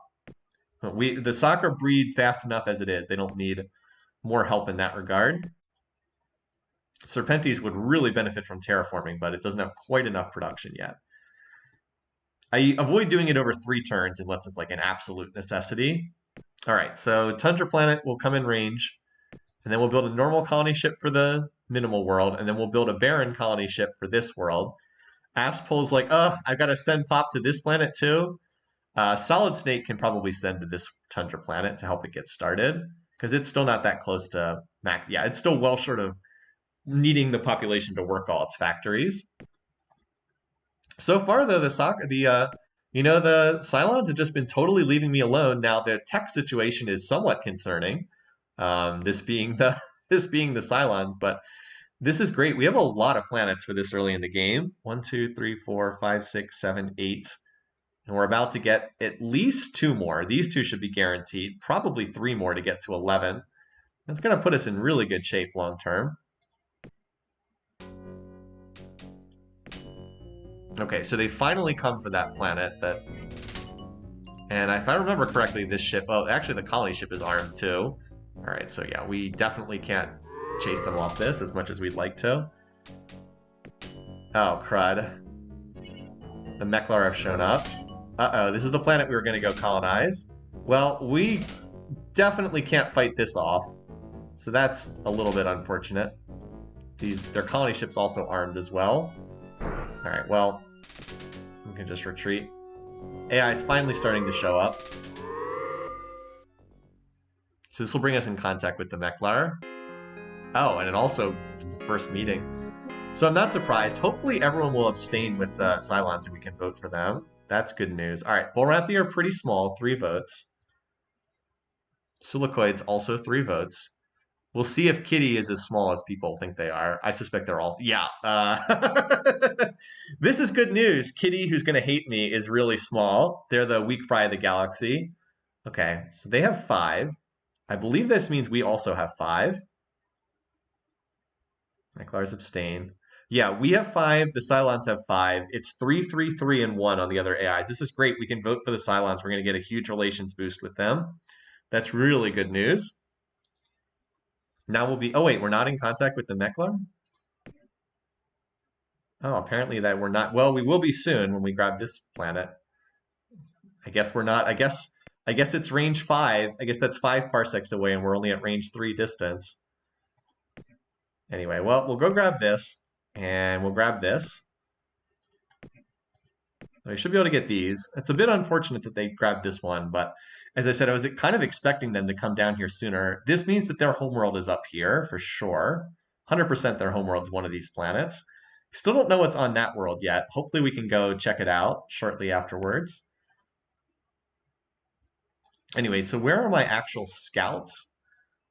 I have like 2 non-scout 2s. I have 2 actual scouts. One is moving to Solid Snake, one is moving to Eden. Okay. So I had one of them. Okay, this is one of them. So I think we can just scrap that design now, because they're not doing anything important. Both of them. And we'll just have this move to this spot instead. These 2 scouts are also going to... Well, we should be able to get a scout on the... No, we won't. They'll just get chased away by the fleet again, but that's okay. All right, we should be able to claim this planet, though.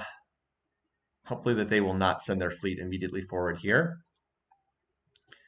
And it looks like we're going to be boxed in the corner in this game, but we have enough planets, but like every planet in this area we've been able to colonize just about. So it looks like we're going to get 10, and then these will get us, whenever we get these, if we can get these, this one we should be able to get for sure.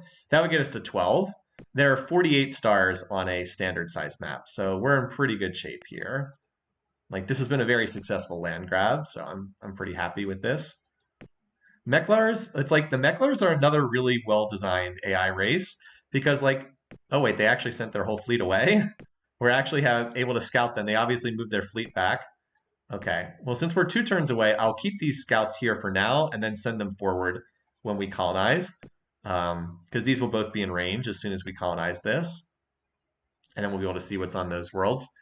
This is probably Meklon. I will get a slight relations hit from holding ships over their world, but it's pretty minor. Anyway, as far as the Cylons are concerned, they love me now.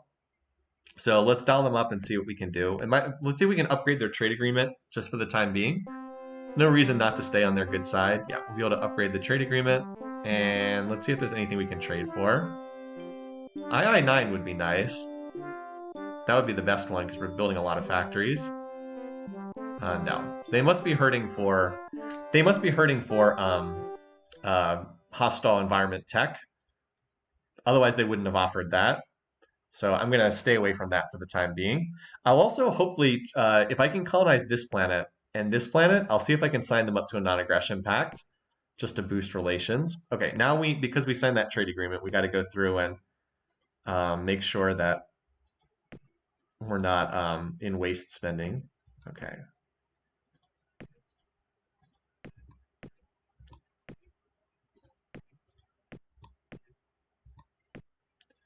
Yeah, a number of these planets we're about to end up in waste spending. Okay, so the planets that haven't terraformed yet, this one would certainly benefit a lot. This one I would probably be willing to do if we can do it in 3 turns. If we can get up to like 17 RP, just to go from 20 to 30 is a pretty big increase. Similarly, this one might be worthwhile too. To go from 30 to 40 is a big increase as well. There's little planets there. This one's almost ready to terraform. This one can wait until it's at 25 RP. Anyway, Solid Snake and Sydney are close to maxing out. Sydney's over half factories now. Aspole still carrying our research load. Construction's in the percentages. That's a nice tech to get. And then propulsion. Propulsion's not as critical now because the expansion phase is mostly done. So that might have been... But it's a really useful for military as well. Having little small fighters that move twice on the combat screen is a pretty big tactical advantage. All right, next turn we can terraform you. And I'm looking forward to getting those waste cleanups techs in place. All right, so Eden is almost done, and then we'll grab this planet, and then we can finally stop spamming colony ships. Do some legitimate research for a change. All right.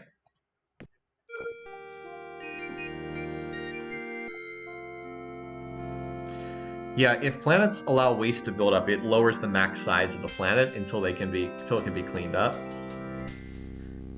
People, Godzilla. This is a hostile planet. It's not radiated, but that's fine. Godzilla. Snake oil's good too. Rattler. So many snake puns. At least we're not going to run out. So now we'll be in contact with the Meklars. Okay. I'm trying to remember which one of the messages this one is. I think it's xenophobic, but I'm not certain of that. Anyway, we have to. Yeah, we're at unease with them. No, just aggressive. Okay. So note the fleet strength. So this is very common for Meklars. Low population, low planets, some insane fleet that you really, really don't want to fight with. Note how they're rated highly in total population. Okay. So yeah, they have just this corner. That's it. So there's no need to go try to scout that. That's their... Well, wait, which one of those two is their home world? All right, Meklon is this one. Again, I'm surprised they didn't go here sooner. They probably just didn't have the range to get there. Yeah, it's only 4 parsecs, so I guess they just did a really crummy job of researching improved range technology. Well, let's see what's over there. And then we've got like this extra scout, so we can pull that back to, I don't know, pull that back to here. And we have a scout 2 incoming there, so you can go to Eden, and we've got a scout 2 over every planet. Looks like that's about all we're going to get. And then we're about to grab this barren planet. So we do need some pop to come into Godzilla, and I think Solid Snake's the best choice for that. I think I said this earlier. It can definitely afford to send some pop over there. This is a hostile world, but it basically gets treated like a normal world since the hostile penalty halves population growth, and then the Sakkra double it. Let's just send 15. Should be able to do that without much trouble. All right, and then Eden's going to send here, and then we're finally done for the time being. Now, I believe one of these planets was about to terraform. Was it Slytherin? Could terraform over 3 turns here. Now, I'll hold off there. This one, Serpentes. Yeah, can terraform over 2 turns. Okay. Yeah, if you destroy a colony, you can rename it. But it's like only that little animation where the colony ship lands. That's like the only time you can rename. It's when that happens. All right. So we built the colony ship, and Eden is finally done with building colony ships for a change. Finally. So you can now go to research. And Aspol can maybe finally finish building its factories, which it's been working at for...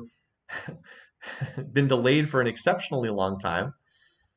Yeah, Sydney's about to finish. So we've got one more planet. This is the last one we're going to get to name for some time over here. Yes, we need to sign up the Meklars to trade. Thank you for that.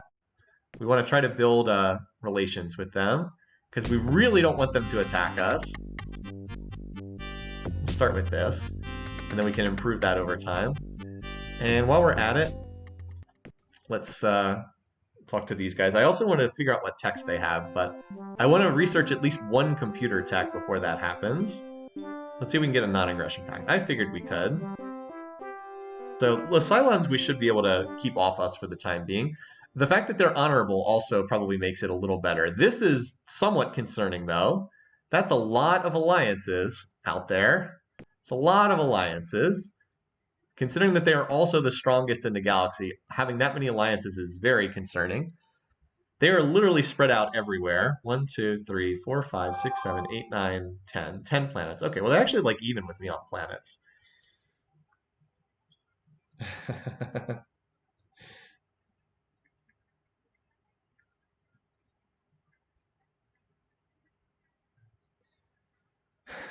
So there was a request to give Sydney his birthday treat and show it to the group. Liz just we'll set that up. All right, let me cycle through now. We gotta adjust for the waste. I hate signing trade for that reason, but it's needed for diplomacy. All right, terraforming. Okay. Come in. I'm not gonna lift you up. Don't worry. Okay.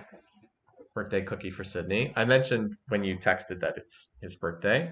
Okay, let's put this on the larger screen so you can see. Okay, Sydney. I'm not the one with cookie. Sydney. Over here? Over here, buddy.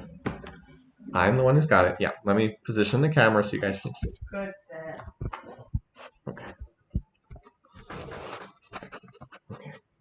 Can you sit? Good boy. Happy birthday. Happy birthday, buddy. He always drops it right away. There we go. How is it, bud? You enjoying your birthday cupcake? Cookie. What? What? Are you not going to eat it?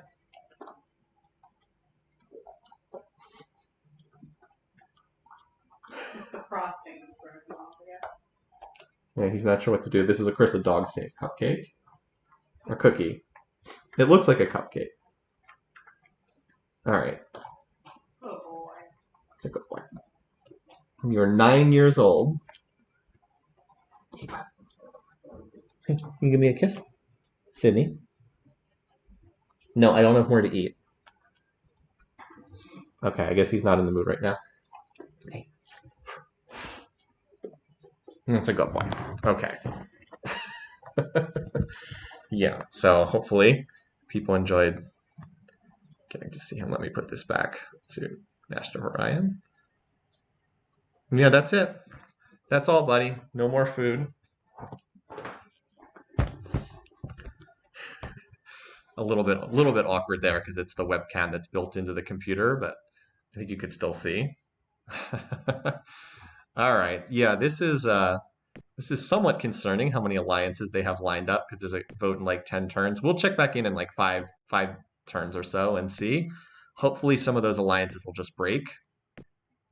Yeah, all right. So terraforming, research, factories. This should pop shortly. And then this is nice because this gets us, cuts 20% off our waste cleanup. As soon as this pops, I'll open the, actually I should open the tech fields in like a turn or two. This is a good time to do so. Okay, let's go ahead and open up the other fields. So we definitely want some going into computers.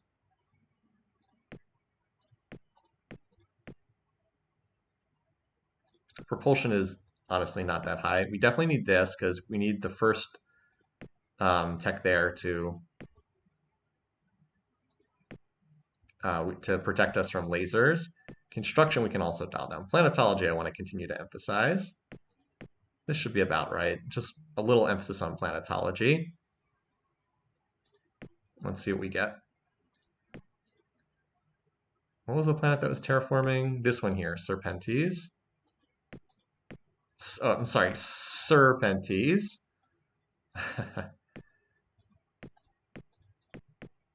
So we have Pop still going to Godzilla. This is about to arrive in 2 turns. Sydney should be almost maxed out. Only needs 140 factories, so it's pretty close. All these factory totals look so small after playing as the Meklars. All right, see, we got them up to neutral. They were whatever is lower than neutral before. So that's worth, I mean, that's worth the fact that we have to pay 50 BC per turn. And eventually this actually does, eventually it does flip over to positive if you wait long enough. Anyway, so we should get a scout on this. As I said, there might be a place we can, if it has like a tundra world or something, we might even be able to colonize that. Okay, so BC2. So this means we don't have the first ECM tech, which is fine. And we don't have the first scanner tech, but it's the second scanner that you want, not the first one. So no choice there. You never have a choice on the shield tech. Always going to be class 2 deflectors. And for weapons, let's take the hand lasers. They're super cheap and get us to the next tier. Hopefully we can get a better missile than Hyper-Vs. Just going to skip past the Hyper-Vs and then hopefully get something a little bit more punch. All right, so next turn we'll be able to colonize the last planet that we have available for the time being. We shouldn't get another one for a while. And yeah. All right, you're just building factories. You're done building you're done with your terraforming.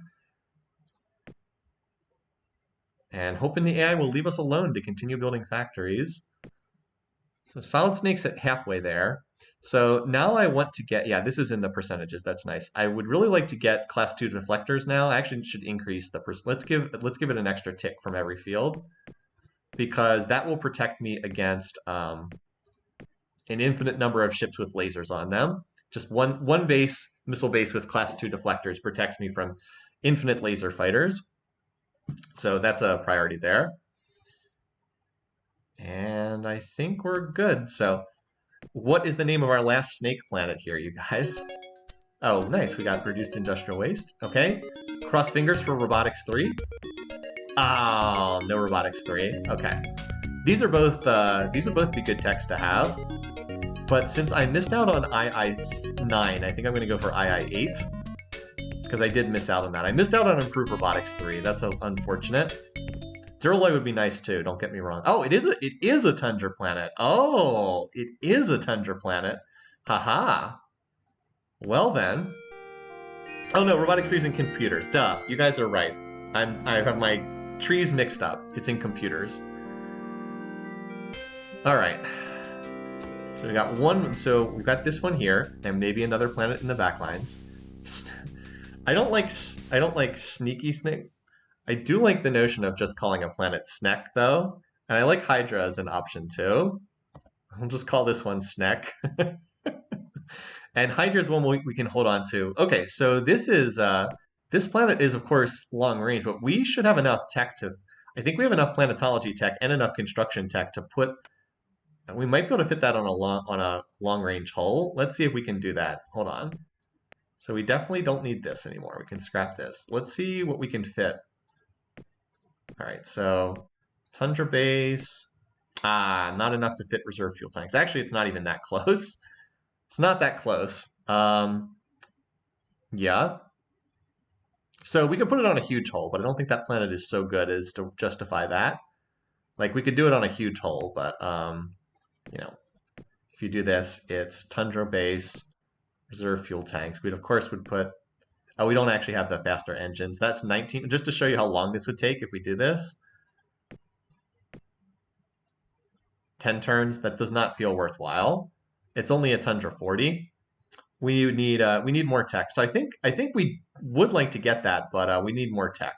Makes more sense, I think, to just keep researching instead. So like, what do we have here? This construction tech, II8 might give us enough space to get that. II8 plus Eco Restoration 100% gets us that. So I think maybe we just cross our fingers and hope the Meklars don't get enough tech to settle there. Yeah, the Meklar, I just don't think it's worthwhile spending 10 whole turns to try to build a colony ship for that world that's not especially powerful. So I think let's scrap this. We don't need this. That was just a test there. Okay, just make sure we're not building 11 Scout 2s.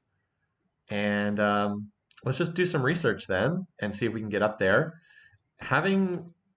And you know what I want to do? I want to start seeing what techs these AIs have. And I actually think it's most important to see what the Meklars have. So let's turn on minimal spying with them.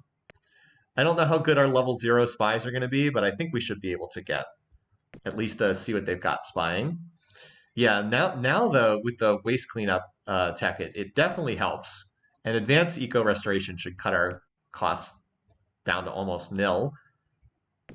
Because like the default is you clean up, it's 2 BC to clean up 1 waste or something like that. And then it's like, it goes from 2 to 1 to 5 to 1 when you have that tech, which is very nice. And just, yeah, doing this. All right, Slytherin, I think it needs 1 more turn and then I'll terraform it. Godzilla's about to have its pop transports arrive. Okay, Solid Snake. Sneck. Oh, we need population to go to Sneck, don't we? Asshole. You're on the job, you're on the case again. This poor world. And because that's hostile. There we go, 18. Poor asshole, this planet has been abused so much. How much population has this grown for the rest of the empire? Anyway, Sydney's about to max factory, so I'll actually have a second planet to start doing research. This will be nice to get warp 2 engines in case we get in a scrap. And then we just need to, you know, have tech come in for a little bit. All right, so Sydney actually maxed out. So I'm not going to bother to put a missile base on these planets until I can get class 2 shields. It's kind of pointless building a missile base until you have that. Okay.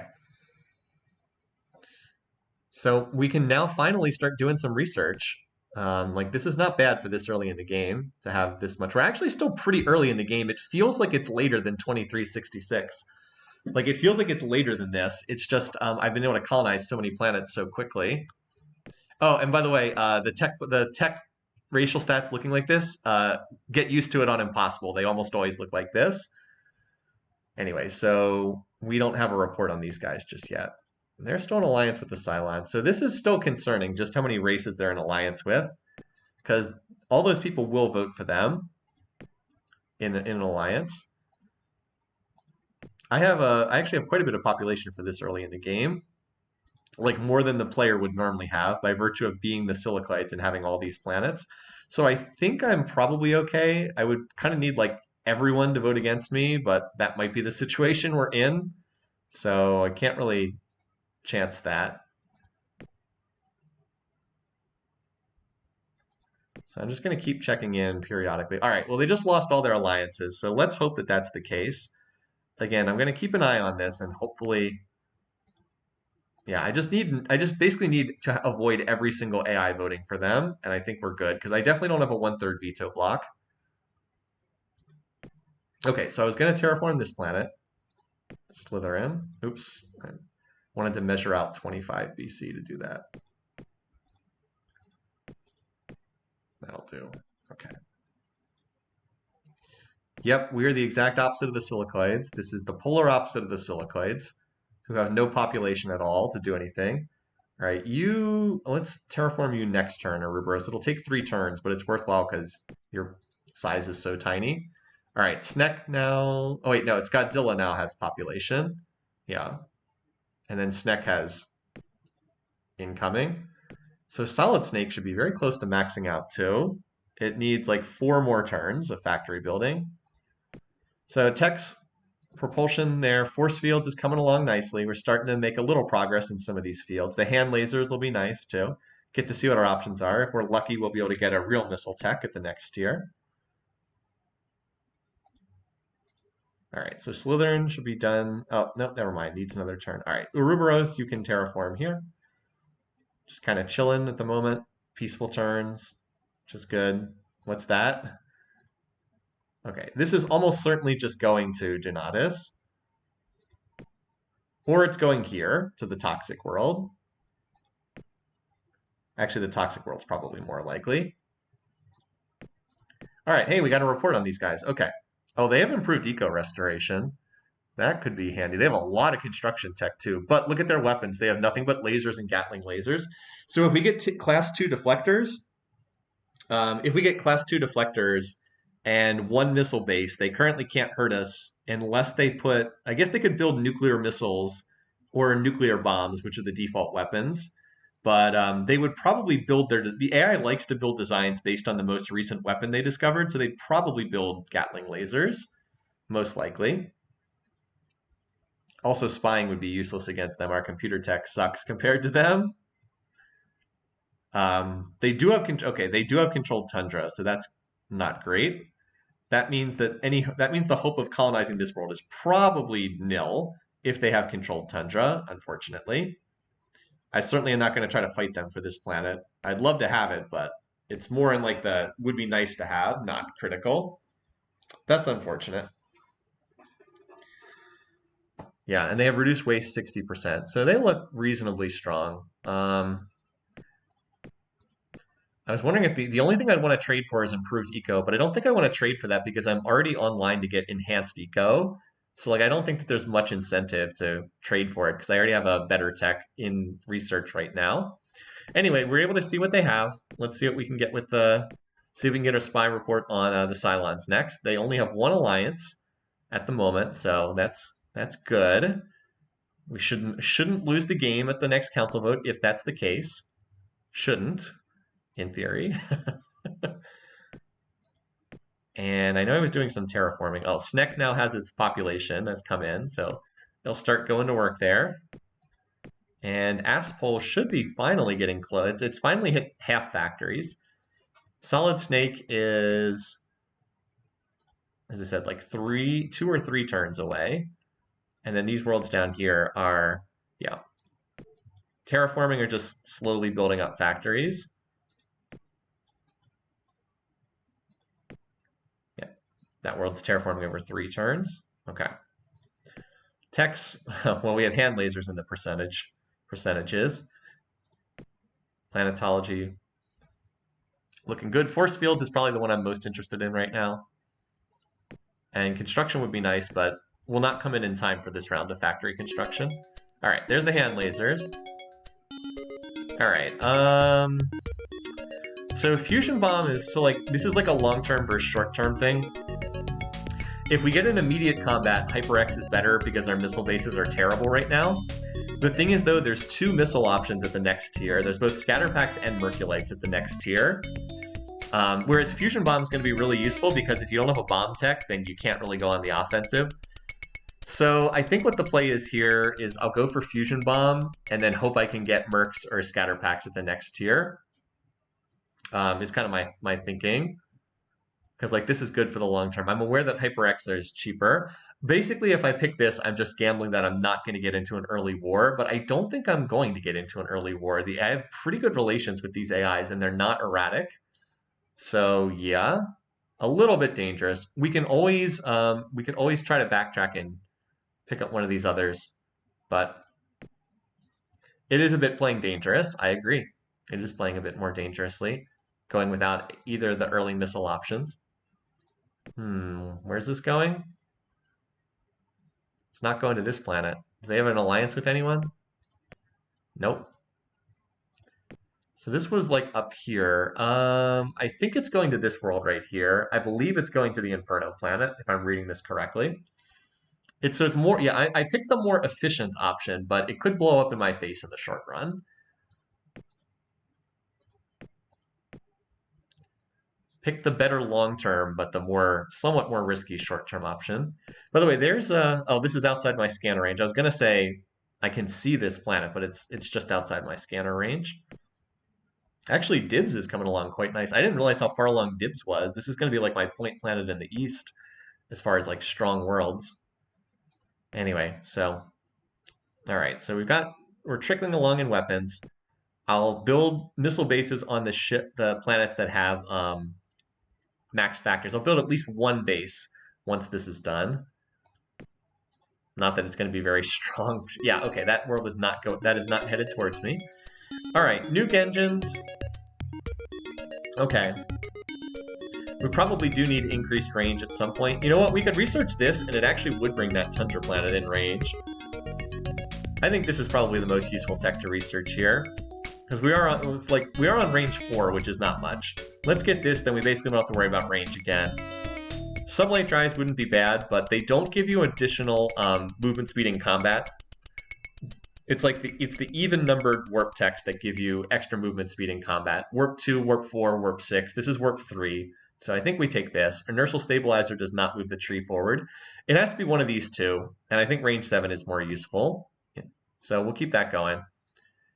Oh, Solid Snake maxed out on factories. Okay, I should have been checking that. Just meant we put a little bit in the reserve. Very little, apparently, so was not terribly wasteful.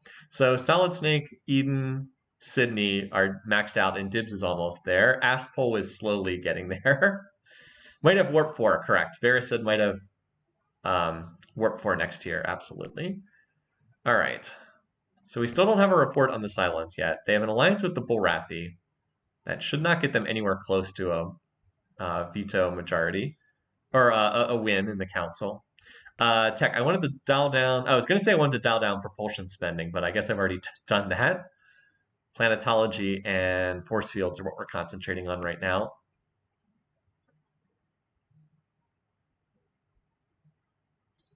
Let's put a little bit more in weapons, because I do need to get through fusion bombs so I can get to a real missile tech. All right, so that's on research. Oh, I had a little planet down here that was terraforming, didn't I? Ouroboros is done. Yeah, just finished. Hopefully I didn't put an extra turn in that. There we go. So you can go back to your factories. Dibs is almost done. Actually, it still needs 5 more turns. I forgot how large that planet is. Solid Snake's done though. Sydney's done. Aspole is getting there. After supplying everyone under the sun with population. Yep, so that ship is not heading towards us. Just checking, because we're so close to a council vote, I'm checking in with the Cylons each turn to make sure they're not signing a bunch of alliances. All right. So I think the only planets that haven't terraformed are Godzilla and Snek.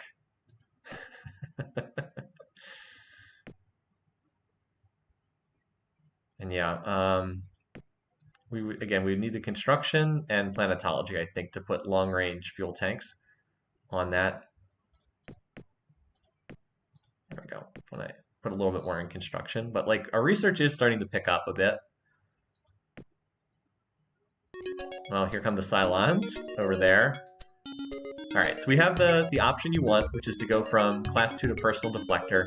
Class 2 to class 3 doesn't do a whole lot, so this is what you want for the second pick.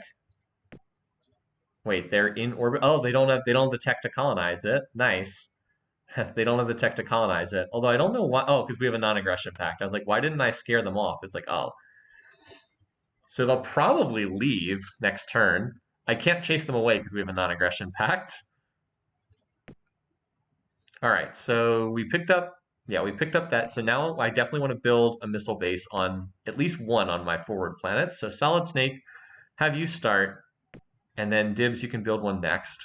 I want to get one on my other planets that are done maxing out. So Sydney, how about you build one, and then we'll get one on Eden. But this way I still have a planet on research.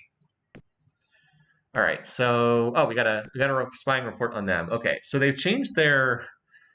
Look at this. They have range 5, 6, and 7, but no faster. They have controlled barren, but they do not have controlled tundra. So we could trade them controlled tundra for something pretty decent. Yeah, they definitely have way more tech than us. They are missing the planetary shield V because they have class 4 deflectors. Okay, they got a lot of tech. Let's see if we can trade for anything.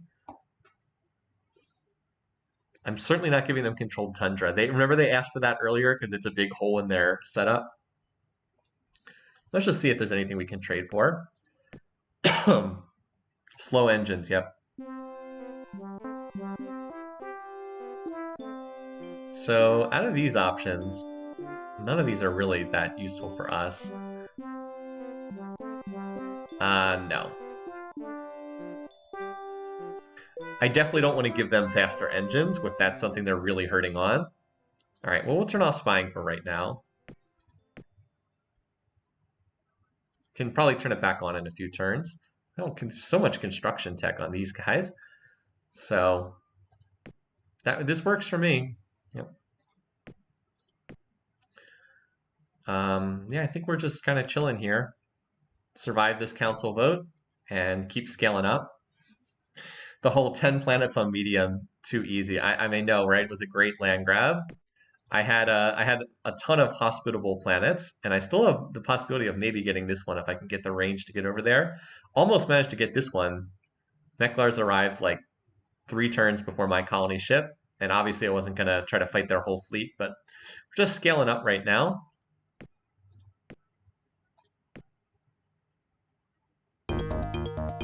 Uh-oh. Oh. Oh no, I was like, oh no, it's going to be a bad event, and it hit the kitties. They have 1 planet. They might actually die to this if they only have 1 planet. I actually don't know what happens if you only have 1 planet and the Nova event hits it. Is it possible for them to die to an event? I honestly don't know. Anyway, so yeah, they still have a colony ship just floating over there, and I can't chase them away as long as we have a non-aggression pact. All right, so we're about to build the missile base there and the missile base here. So this is the turn before a council vote, right? All right, so they signed another alliance in between turns, which is not great, but they have the Mercians who are pathetic, so that's only 1 vote, and the Borathi. I think we'll be okay. I don't think I have to try to do like crazy diplomatic shenanigans. I think I'm all right. I don't know if I'll be able to vote for them in the council. I would love to do that and keep buttering them up. But we'll see. And we're about to max factories here too, and then I can get a base on that world. Nice. I'm still basically running a farmer's gambit here. I have very little in the way of defenses, just like one missile base on these worlds, and then we're going to push tech and go from there. We really don't want to get in the fight because look at our weapons right now. We have hand lasers and fusion bombs, and then nuke missiles and lasers. It's like, yeah, we probably don't really want to fight somebody right now. Dying to a random event would be the Master of Orion equivalent of the Civ 4 AI Survivor game where someone died to the Apostolic Palace. They had their only remaining city assigned to another Civ in the Apostolic Palace, and that does kill you. So we have it marked down as the AP was responsible for killing someone. All right, this is the council meeting. We are, of course, against the Cylons. I love us being King Hiss. You almost never see your leader's name. It's just on the diplomatic screen in the council. Okay, so they had an alliance. The Cylons had an alliance with the Bulrathis. So they get that vote. Okay, good. The Silicoids abstain, as expected. Meklars should also abstain. There's the one vote from Kitty. So they have 7 votes right now. Okay, they're not quite at a veto block. They would need, what, 9 to do that? Because 8 would not be enough. All right, Meklars abstain, still at 3. We have 6. So this, if we vote for them, so they have slightly more pop than we do, which makes sense because we did not grab any terraforming techs. 11 plus 6, 17 out of 24. Okay, that would win them the game, so we cannot butter them up with brownie votes. If the Bulrathi had not voted for them, then we'd be able to, but we have to abstain. Do not want them to win the game. Fortunately, that should not hurt us too much diplomatically. All right, so Dibs will build a missile base here, just one for right now, because things are still very peaceful. And Sydney can go back to research. Eden can build 1 missile base, same thing. And Solid Snake can go back to research. Solid Snake's a point world, so it's a little risky just not building more than 1 base, but like we have nuclear missiles, so what is the base really going to do? If they have more than lasers, if they show up with more than lasers, if they show up with like ion cannons or Merc missiles, we're kind of screwed anyway. So we're basically just hoping that we stay peaceful with these guys. Anyway, the Cylons did leave over here, like they left, or they ran out of range. Although I think they have range from this planet here. So they left, so we're still hoping we can get the tech to go colonize over there down the road. It's going to be construction and planetology. If those 2 hit, then we're good. So we're just building the 1 missile base, and ASP hole should be just about done too. Okay, we'll just finish maxing that out. Who was it that died to the AP? I honestly can't remember. I'd have to go look it up. I'm sorry, I can't recall. Anyway, so Dibs 1 turn away and Eden 1 turn away, and then we'll swap them off bases and back to research. Everybody else just doing their thing. Snek can terraform now. Godzilla's done terraforming. Neither one of them is going to be a particularly large world, but every planet helps. Another 10 million pop on both of them, and we're making progress. I'm hoping that improved robotics will be available at the next research tier. So we got some peaceful turns here, which I'm very okay with. All right, you got a base, so go back to research. And what was it? Dibs was the other one? Yeah. So we have at least a little defense now. Can always crash more bases if we see a fleet incoming. All these smaller worlds are still building their factories. And Snek should be done terraforming next turn. No news is basically no news is good news. So is Tokugawa. All right. Yay, there we go. Improved Robotics 3. That's what we're looking for. That's a biggie. So we want to emphasize that a bit. Oh, Serpenti's maxed out too. Okay. Well, we'll definitely get a base there. That's an exposed world. And ASP finished. So now we actually have a decent... Now we actually have like real research coming in. All right. I do want to allocate more spending there, but I think I want to make sure I get these techs first. Let's get this first in the hopes of getting that extra planet. Planetology is a big tech for us anyway, because improved eco will cut off. I mean, look, I guess our waste cleanup our waste cleanup costs aren't that bad, but they'll be bad when we add more factories. So that's certainly not bad to have. All right, Snek is done terraforming. Let's see if we can get an increased trade agreement with these guys and maybe a non-aggression pact. I do not want them coming after me. Okay. Gotta butter them up with trade a little bit more first. So now we're gonna have to, now our trade agreement has gone negative again, so we'll have to update spending. Again, I hate the fact that you have to pay the extra bit, but if it keeps the Meklar and their death fleet from coming after us, it is well worth it.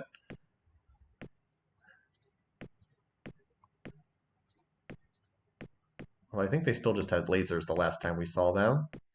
Anyway, so it's a little bit until the next council votes. We can just kind of chill for right now. Mostly doing research. Some of the smaller worlds are still building factories, but like a lot of our worlds are getting close. Like even little Slytherin is now over halfway on factories.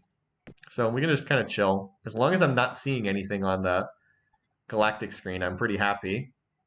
I should probably upgrade my trading agreement with these guys too, but I'll wait a few turns. We still have the non-aggression pact with these guys. Of course, they've backed into more alliances yet again. Would love it if one of the AIs would start fighting one of the others. I don't have anyone other than Serpentes building bases, right? Just making sure I don't have some world building like a bunch of bases. Okay, no. These are pretty quiet turns, which is great news for us. Look at this world. Look how much it's spending on waste cleanup. All right, well, we actually have planetology in the percentages now and construction, so we actually made a lot of progress on tech on those last couple turns. So our total income is 1469. I'm curious what that goes to when we get this next tech. Slytherin maxing out too. Slytherin, get yourself a base. Yeah, this is going to be a hard world to defend because it's so small. We also have a furniture delivery for today that's was supposed to come between 4 and 6, but now they've said it's going to be here before 3. So, I mean, I guess it's nice that it's going to arrive. But yeah. Okay, so yeah, look at this in the percentages. Quiet turns tend to make you paranoid. Anyway, I will try to get an updated spy report on these guys soonish. But yeah, these turns, this is good. Uh-oh, what's this? Oh, Mercian scientists managed to save the Fieris colony. Okay, so Kitty managed to avoid having their homeworld explode. That's a plus for them. It would have been hilarious to see them fail. Yeah, we're actually kind of burning through text really fast right now. So like, look at that. Hey, we obviously can't keep up with Cylon technology, but we're looking solid compared to the others. Of course, we do have like triple the planets of the Meklar, and we're only even in production with them. But as our tech improves, that'll start to go up. All right, nice. Oh, so we do have controlled radiated. Yes. So we can jump forward to controlled radiated. Excellent. Then we'll be able to colonize any planet anywhere. We do want to grab some of these terraforming techs too, but this is important enough that we want to grab this. So we were able to pull off the jump that we wanted, which was enhanced eco onto controlled radiated. That was the hope. It was not guaranteed to be there, but that's really nice. I may backtrack I might just research plus 40 after this too, because I do want to get the increased terraforming. I would love to be able to trade for like plus 20 with someone. We should, we should get an updated spy report on these guys. Let's see if we can find that. Okay, so yeah, our planets. Yeah, we should have gone up. Look at this. Look at our. Oh wait, what's our tech? Yeah, we were at like 700 BC before. Now we're at 1100, and that's the difference. Makes a big difference. And now let's get this construction tech to pop, and then we should be able to put the. Well, let's see if we can do it right now. Put the reserve fuel tanks on a large ship. Okay, large. So we need the Tundra colony base. And oh, we can do it right now. We actually don't even need that. Hello. We actually can't fit the nuclear engines. The nuclear engines only cost they only cost They only take up 10 space. Anyway, well, let's start building this right now. We'll start building it, but it's probably better, honestly, to wait for this tech to pop, and then because it'll get there so much faster. Because like that's how many turns. If it's warp 1, it takes 8 turns, but it's only 4 turns at warp 2. So it's probably better just to wait for this tech to pop, which should be any turn now. But I can start building it now. I can like put some production in and then swap off. That's probably worthwhile to do. All right. Anyway, so Aspol has the base. Serpentis has a base. Sydney has 1. Ouroboros is going to max its factories here. No, Radiated's the top terraforming tech. Good question. Radiated's the top one.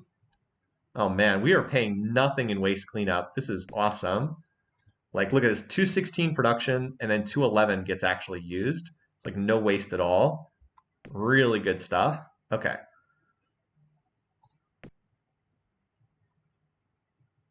That was kind of a long time considering that nothing happened. All right, so we're going to build 1 base there. Slytherin has built 1 base. Got like the 1 base, which is not really going to do much, but at least it gives us something. All right, so Eden, let's have you do this. 14, so we got 28% odds to discover this. This should come in time to put the reserve fuel tanks on there. Again, the AI is leaving us alone, which is great. Okay, there it is, improved industrial. All right. So this is less great. Reduced industrial waste does very little for us because we already have so much waste cleanup tech. Unfortunately, I think it's... Wait, is auto repair at the same tier as this? I don't think it is. Let me look it up. I know like the first 2 rungs of the ladder. Once you get to like the 3rd rung, it starts running together what's in what tier. So I'm going to look this up and see if I can take that other option. I don't really want to have to research that, but if it's the only option to move the tree forward, I might have to. Yes, here, I'll put it on screen. Now, for some reason, my mic apparently gets super loud. I've tried adjusting the settings, but I'll try to talk quietly because apparently the mic is super loud. So it looks like reduced industrial waste and auto repair are at the same tier, which is great. So we can research this and still move the tree forward. And then if we're lucky, Zortrium will be at the next tier because we skipped Duralloy. So auto repair it is. We do not need more waste cleanup tech right now. Okay. Let me put this back then. There you go. Okay. Minimize this and pull up the chat. Okay. All right, so let's scrap this. Design that ship. Now we should definitely have enough room to put Tundra colony base, reserve fuel tanks, and now we definitely can fit the nuclear engine on it. Long range colony 2U. No, colony U2. There we go. So long range colony, Tundra to movement speed. All right, there we go. Oh, we can build it in 1 turn. Excellent. And we'll just send it straight there. I am really surprised that the Meklar have not colonized this, but I am not going to complain. And we should get there in 4 turns. A relocate order would not help us here. Okay, awesome. Now they'll probably snatch it out of my hands at the last second. So the better factories are not going to help us here because we basically already have all of our factories done, but they will help us build the next tier of factories for Robotics 3, which, by the way, we're not that far away from because we've been doing very good research. Oh, wow. Force field is in the percentage too. Excellent. So, and fusion bombs in the percentages too. That's really good. All right. Have we managed to get a new spy report with these guys? No. I'd be willing to trade them something decent once we've got this colony locked down. Yeah, the AI is being very polite in this game. They are not always like this. But I am not complaining. So also controlled radio, or just to go back here, on the wrong screen. So controlled radiated gets us this planet and this planet and this planet as well. And then maybe more over here, because there might be more in that direction we just haven't seen yet. Of course, we are still working on range 4. We really do need that range 7 tech to come in too, but we're making progress there. And Robotics 3 is going to be a huge boost to the economy when that shows up. And then we just need to get a higher terraforming tech. Okay. So what do these guys have? I was hoping they had like plus 20 terraforming. They do not. They have HyperX rockets, and they do have a planetary shield. They don't really have much I would want, honestly. I guess Durloy. Maybe we can trade for Durloy. That's about it. Everything else, I think I'm in pretty good shape. Inertial stabilizer too, but they would never trade for that. So let's see if we can. Let's see if they're willing to trade for that. I took a screenshot of their text just so I know what they have. All right. So they're not offering Durloy. They are offering Deep Space Scanner and battle suits. Now this is the initial scanner tech, so it doesn't show you where they're going. Wouldn't mind that, or battle suits. Obviously I don't need this. I'm researching this and I'm actually pretty close to finishing it. I have II-8, so this doesn't do much. Let's try for battle suits. What do they want? They want enhanced eco restoration. Now they have improved eco restoration, right? They have improved eco restoration. I still don't think I want to give that to them though. I don't really need battles. Well, how much do I want to help them here? What do they have in terms of construction? Okay, this is not actually going to do that much for them. They have improved eco restoration. They have reduced industrial waste 60%. So they already have multiple waste cleanup techs. This is not actually going to do that much to help them. So I will go ahead and do this. It's based on what techs they already have. It does increase their overall planetology level, which is somewhat concerning because they're really hurting in planetology. It does let them jump ahead to higher tiers of planetology, so that is a concern. But it actually is not bad to have that battle suits. That is going to be helpful down the road. Mark my words, this is going to help me quite a bit later on when I'm actually invading planets. Okay, so anyway, we'll get a new scouting report with the Cylons and see. They still have those same two alliances. Hasn't really changed there. As I said, I was hoping to trade for like plus 20 terraforming with somebody. I am not brave enough to try stealing text from the Meklars right now. Still have no clue why they haven't bothered to grab this. They do have controlled tundra tech, but they just seem content to leave me alone. So it's like, all right, just keep researching then. Let's just run through my planets real quick, make sure no one's doing something weird. All right, Ouroboros built its base. Yeah, I knew that one of these worlds was on that. Okay. And wow, Godzilla's about to max too. Okay, cool. Let it finish its factories. And Snek is also reasonably close. It needs like 3 more turns. Yeah, we've really pretty much finished maxing out all the planets now. 3 techs in the percentages. It's looking great. Improve robotics. We'll be able to stack. We're just about everybody's going to max factories, and then we can stack on improve robotics. Stack on 50% more factories on every planet.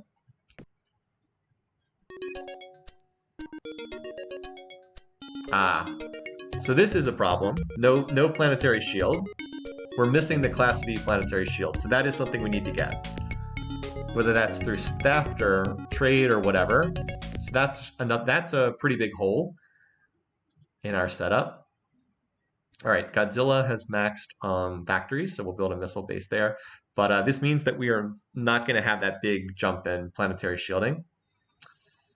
So we would want to try to get that. Now, these guys do have it. The question would be, do we risk trying to steal it from them? At the moment, no, but if we can stack up some more defenses, the answer might be yes. It is actually that important enough to risk it. These guys do not have, and these guys have so much computer tech that I would have no chance trying to steal from them. Maybe. Let's at least get through this council vote and see. Because if the Cylons have alliances with these guys, but the other thing is, like, as long as the AI is being peaceful, I don't see a huge motivation to get aggressive here. The Meklar are the obvious first target to go after because they're weak and they're right next to me. But as long as things are peaceful, I'm content to just let the game stretch out for right now because I think time is on my side. All right, Snek is also maxed out factories. Like, is there really that much reason to run the risk of losing the game by doing that? I could just keep teching and like try to get Planetary Shield 10 at the next tier. That's also a possibility. as long as we're looking pretty good here. Like we're still in the expansion process too. Like I said, we can still grab 3 more planets at the next tier of planetology tech, which by the way, we're already halfway to that tech because being excellent in planetology is really nice. So like I don't feel pressured to like take risky yeah, I actually do want to increase trade with the Cylons. That's a good suggestion. Because they seem content to stay peaceful with us. We actually did get the Meklar up to relaxed, so yeah, we can dial this up higher. Okay. I can probably get a non-aggression pact with these guys now that they're relaxed. Let's wait a turn for this to arrive, and then once we have this, oh, we're gonna need a name for this planet. Oh, we wanted Hydra. That's right. I think we suggested Hydra. Oh, but since I dialed up trade, and that back down to negative trade income again, I have to make sure we're not dropping into waste spending on these planets. Okay. Well, there was one planet that was in waste spending. Snek. All right, that's it. Oh, wow, we got Robotics 3. Well, I guess it was in the percentages. And Fusion Bomb. Okay, oh, nice. And we can jump ahead to the improved space scanner. That's excellent. We don't have any ECM jammer tech, which is a little concerning. And we only have BC2, so like our battle computer in ECM is pretty terrible, but Robotics 3 and Space Scanner is nice. Oh, looky what we've got here. So once again, I have gambled and it has paid off. By going Fusion Bomb, we're able to jump ahead to Scatter Packs. So if we get Scatter Packs, we're pretty safe for a while. This is very good until people start showing up with like Class 4 and Class 5 deflectors, which buys you a lot of time. Yeah, the Inferno, if I can colonize Inferno and have range 7, that's going to bring me in contact with like everybody in the galaxy. All right, Hydra for this corner. I'm really surprised that we were able to colonize this planet. AI definitely should not have let us do that. So now this is in scanner range, so we can now see what's over there. All right, well, we got a lot of factories to build, and we do need to have pop sent over here from somewhere. I think I'll have, well, it's a long way to get over there. Well, everybody's maxed out on population now, so it's just it's probably I just send from Eden and regrow and spend a turn regrowing pop. What is that planet? Size 45? Can probably regrow about 15 if I spend a turn doing it. So let's do that. All right, we also did get improved robotics this turn, so everybody start building your factories. I have to designate one planet as the research planet. Arubaros, you can do the research planet because you are only size 30. You were like low man on the totem pole. I'm sorry, but you are. Just put everybody else on factory construction. You too, Snake. You're not going to get attacked right this second. And then Eden can do that next turn. All right, so we have 71 RP in research. But we're going to build these factories. All right, in the larger picture, yeah, so they still have the same alliances. Oh, we got an update on their tech. Okay, their tech is pretty scary. They do have Class B planetary shield. One of the things that can happen when they have Stinger missiles and Megabolt cannons, so there is no chance we can attack these guys anytime soon.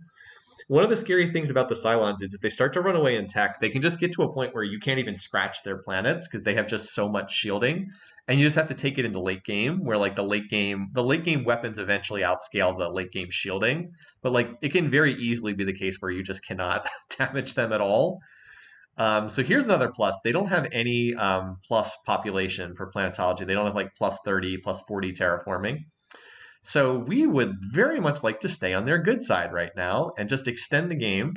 Look at that tech bar graph. See, we're actually making a lot of progress vis-a-vis the Meklar, but yeah, this is kind of scary. So let's just stretch the game out.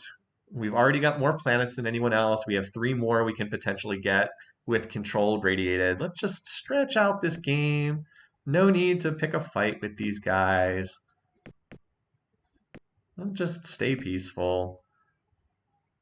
Oh, what's this? Hello. Oh, never mind. These ships. So we don't know where these are going, but they're just colony ships, so they shouldn't be anything dangerous. Anyway, Eden was able to regrow the 15 pop in one turn, so that's pretty nice. Hydra is kind of a reach planet. I'm just hoping that I'll be left alone there. Anyway, all the other planets that are building factories, it doesn't show how many factories you built. It does show how much population you grew. But we were at like 1600 BC for our total income. Let's see what that is after every planet's done building factories. A lot of these planets are building what, like 50? My better planets are building like 15, 16 a turn. I think Dibs is 17 a turn. So at that rate, it takes what, about 4 or 5 turns to max out factories. We have a lot of medium-sized planets. We don't have a lot of like humongous planets. It's like we have a size 110. We don't have anything else that's over 100, but then we have like 75, 70, 70, 80, and then a lot of small fry planets. Pretty comfy game so far, yep. AI has been peaceful, which is what you want. The game's much easier when the AI is peaceful. Okay, we should be able to get a non-aggression pact with these guys. But they're actually allied with the Cylons right now, so let's not pick a fight between these two.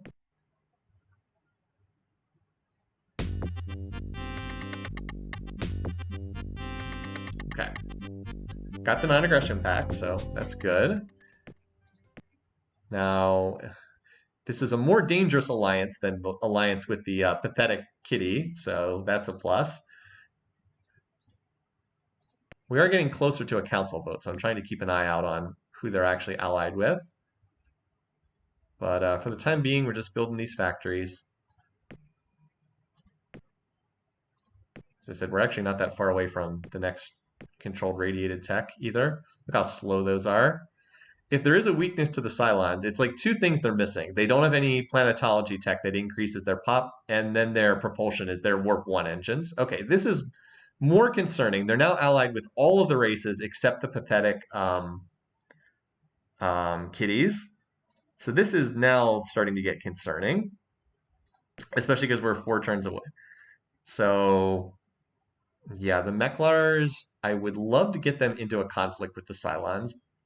It is probably worthwhile trying to do that. I need to wait a turn or 2 because I just dialed them up and talked to them. But that is definitely the play there. I am very worried that if everyone is in alliance with the Cylons, they just cheese their way into a win that they don't deserve.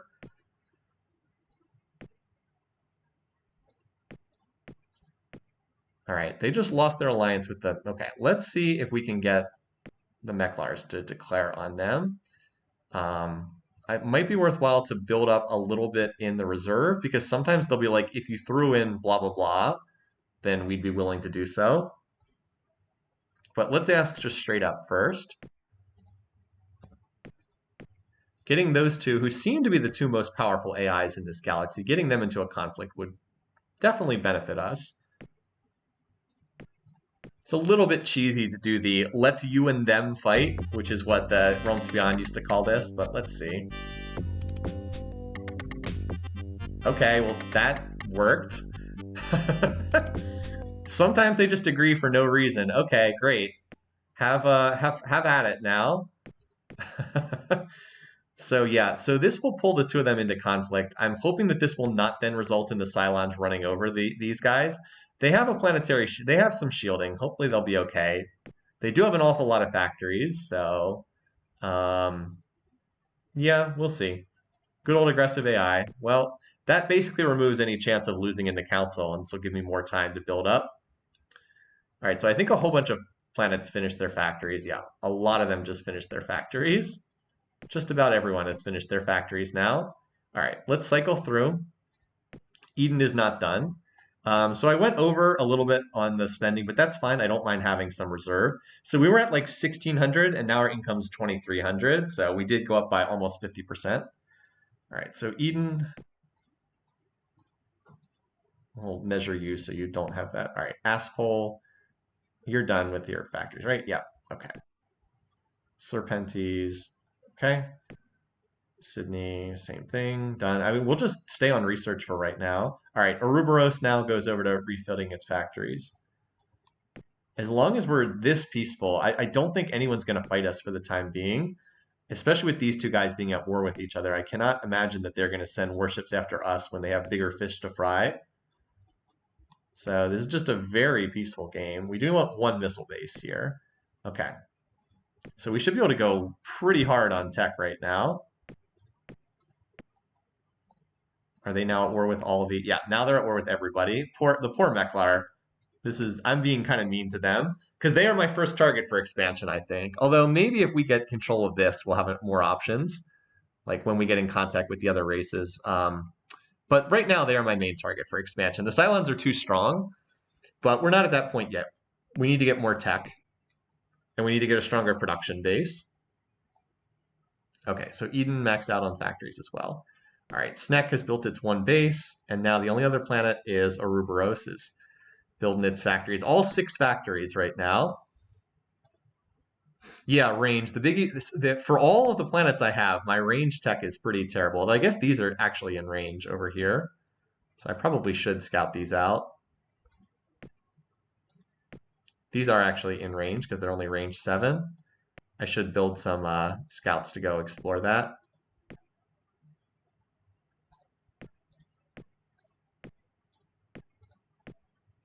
But yeah, I should absolutely be seeing what's there. All right, build a scout, replacement scout. There we go. So yeah, we're kind of burning through the tech tree right now. Really looking forward to this. And as I said, I might just go for plus 40. If plus 50 is not available at the next tier, I'll just go for plus 40 terraforming because I really want to get that extra population on my worlds. Yeah, there we go. There's the scouts. Definitely should have done this a while back. I believe these planets are probably occupied already, but just in case they aren't. Oh, and I probably can do the same thing down here. This is also, yeah, this is even shorter. You never know. You never know when you might just be able to grab another planet. It's very worthwhile to do. So we'll get more information on what's there. We know that there's an Inferno planet here, and then this toxic one. It's actually a pretty good sized toxic planet. 55 is a pretty good size. And then we've got this dead world that's also medium sized. It's like a bajillion medium sized worlds. That's why terraforming tech's really valuable. Like plus 40 terraforming, you know, takes this from 45 to 85. That's a much better planet. Like literally twice as good. All right, anyway, so yeah, these guys are at war with the Meklars. They're still very strong. And these guys are at war with a bajillion people because we forced them to. Well, we didn't force them to do anything. They chose to. Oh, wait, did I not actually send that scout forward? I thought I sent one forward here last turn. Maybe I'm wrong. Pretty sure I have. Actually, I think I have one on a go-to order that's like right there. I just can't see it right now. So yeah, anyway, we're just, you know, teching right now, filling up those little light bulbs. Very relaxing game here, which I'm fine with. We are one turn away from the council vote. Oh, it looks like they finally got a population terraforming tech because their pop just shot way up. But they're only allied with the bears, so we should be okay here. And we should be able, by the time we have the next council vote, we should have a terraforming tech. I think plus 50 is in the next tier. If not, we can always get plus 40, which we can always backtrack for plus 40. All right, so this should be the council vote. I also saw Cylon ship moving around in my corner of the galaxy. So we are against the Cylons. I expect we will be against the Cylons in like every vote. That's their one alliance. Silicoids abstain. Nice. So they have 5 votes. Kitty cast the 1 vote. So they have 10. That means I probably won't be able to vote for them. Yeah, 22 out of 30, I'm pretty sure. Yeah, because 20 out of 30 is 2/3. We're going to have to abstain. So we are not that close to. They are just about out of veto block themselves. Definitely this game is going to be all about trying to catch up to the Cylons. All right, so this, I don't know where this is going, but I doubt it's going towards me. I'm not too concerned about this. We aren't that far off the scanner tech that'll show us where the ships are going either. That's also available. So we're making progress. We're getting there. Planetology in the percentages. We survived the council vote. This range 7 tech is going to put us in, probably going to put us in contact with some of the other races, which might not be the best thing. I'm actually kind of glad I have not been in contact with the Mercians. They can't ask people to declare war on me. Because like if I'm in contact with the Mercians, See how they're, well, no, actually, if they're in alliance with the Cylons and they declare war on me, then they can pull the Cylons into conflict. So it's actually kind of good not being in contact with Kitty. I would not mind that continuing. But I think all my planets are just on research now. Yeah, except you. You're going to max out. Yeah, at some point that one Kitty vote will matter. It might. But for the time being, we're pretty comfortable here. So we're just doing research, like literally every planet except this little one, where now that the transports have arrived, we can start reserve spending here, which is worthwhile to do. I have to just make sure to do that to stand up the planet faster. And yeah, we're just kind of relaxing right now.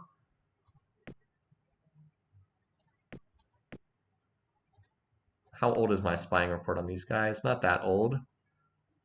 Still, let's see if we can just get a fresh report. Oh, hello, where is this going? Well, there's the biggie, controlled radiated. Okay. So the only option to move the tree forward is cloning, which we don't want. Let's stop and grab, I mean, we're going to have to research this, but let's stop for plus 40. That's disappointing that cloning is the only option. Let me show you that on the Moo Tech tree, which is not in the game, unfortunately.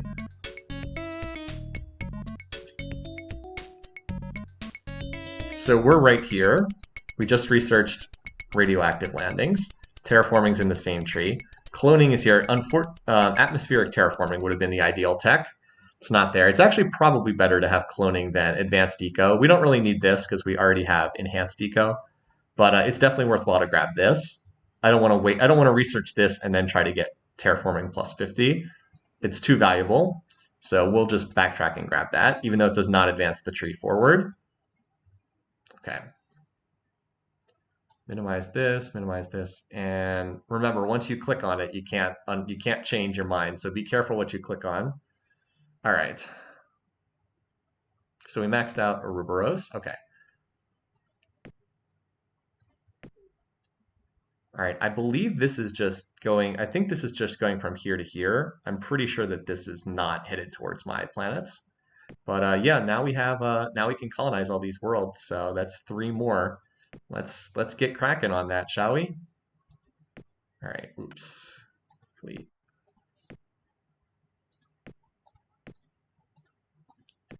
All right, so this is 5 parsecs, so we actually need long range to reach that. We have propulsion in the percentages, but we don't actually have it yet. So we do need long range fuel tanks for that. The other 2, I believe, are in range. Okay, so design.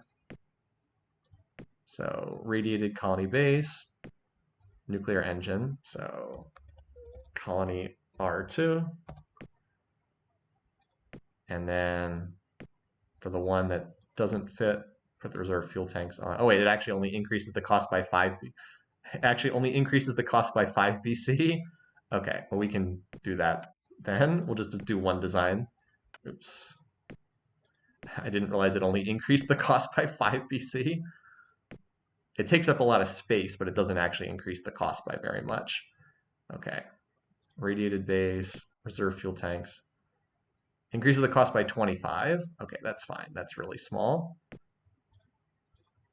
Okay, long range, colony R2. How long before you get the next newscast? I'm actually pretty close to triggering the 12 planet message myself, aren't I? 1, 2, 3, 4, 5, 6, 7, 8, 9, 10, 11. Yeah, I'm actually going to trigger it myself with the next planet, which will actually hurt diplomacy with other races, but they'll just have to live with it. If I can deploy plus 40 terraforming, I think I'll have enough that I might be at a 1/3 veto block. Like if I'm at 14 planets and I have plus 40 on all of them, like that's 30 more pop on. I only have plus 10 right now. That's 30 million more pop on all of them. I think I might have enough for a veto block.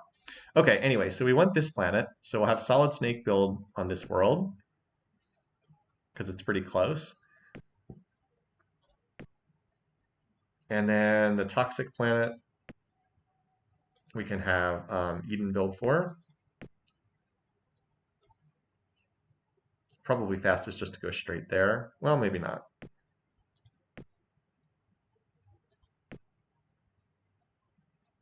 Trying to see if I can save a turn by relocating to one of these.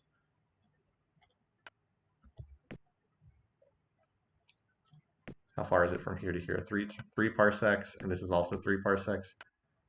It's probably about just as probably the same speed to go just straight from Eden.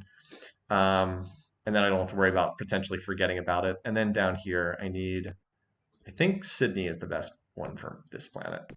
Yeah, and Sydney can go there. Okay. The grid is Alt-M if anyone's curious. Yeah, it's a shame to miss atmospheric, but there's always the possibility that we can get that later on down the road. And yeah, I guess we just keep researching for now. I'll feel a lot better when I have scatter packs. I'll have bases that can actually do something. Now, if I can get a gun, we'll see. The AI starts getting aggressive. That like relations start dropping when your population gets too high. Apparently, I'm not high enough to hit that point just yet. Apparently, yeah, I would really like to get that planetary shield from them. I'd feel a lot safer if I had that. So far, though, the AI is just totally leaving me alone. So it's like, okay, works for me. We'll just continue chilling here. Oh, and I forgot I have to keep. I wanted to keep doing reserve spending. I did get a little bit of reserve from overbuilding some of those factories. Oh, and we probably should terraform too. Might as well. We're already over halfway. Do the terraforming. If I had faster engines, I'd grow pop and send them here, but it's like isolated enough that they take forever to get there. All right, so, and then we'll have these colonies going out, and then we'll fill them up with population. And we're just building, continuing on research otherwise. I think it's like the next colony, the next council, 24, 25 is probably ideally is like the last really dangerous one. And then after that, it should be less of a concern after that.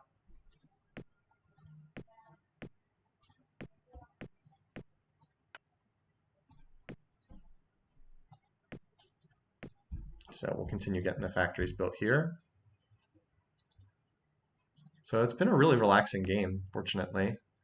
The Cylons have not, they got up to like, what, 10 planets? 1, 2, 3, 4, 5, 6, 7, 8, 9, 10. They haven't really gone beyond 10, which is really nice.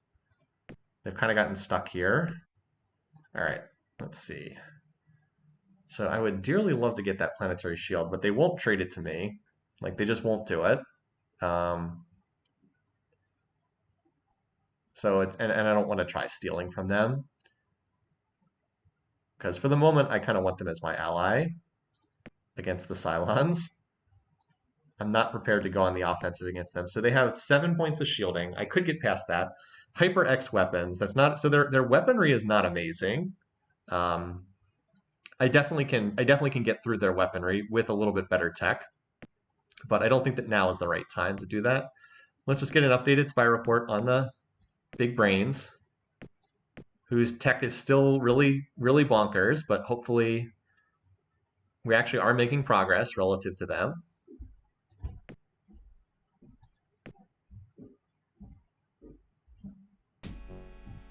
Okay, so we found a Borathi planet over here. Oh, it's actually Ursa. Well, we won't, they have plus 10 terraforming. Well, we're not going to be colonizing this world. Well, we found where the bears are located. Oh, we've also found Orion. So we won't be colonizing that world either. Farewell, Scout. But we found a radiated world. So that's a planet that we can go grab. Let's go grab it. And that's why you always scout, is because sometimes you find stuff like that out there. Okay. Solid Snake, go grab that.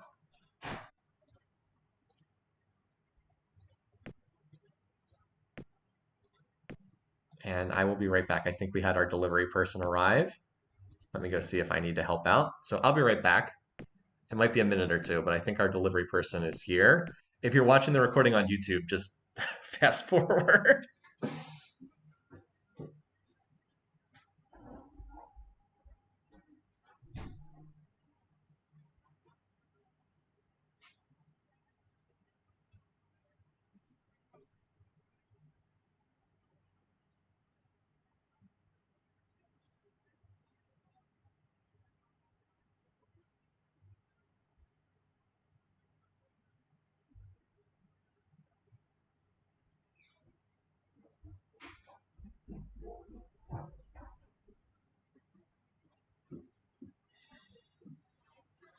Okay.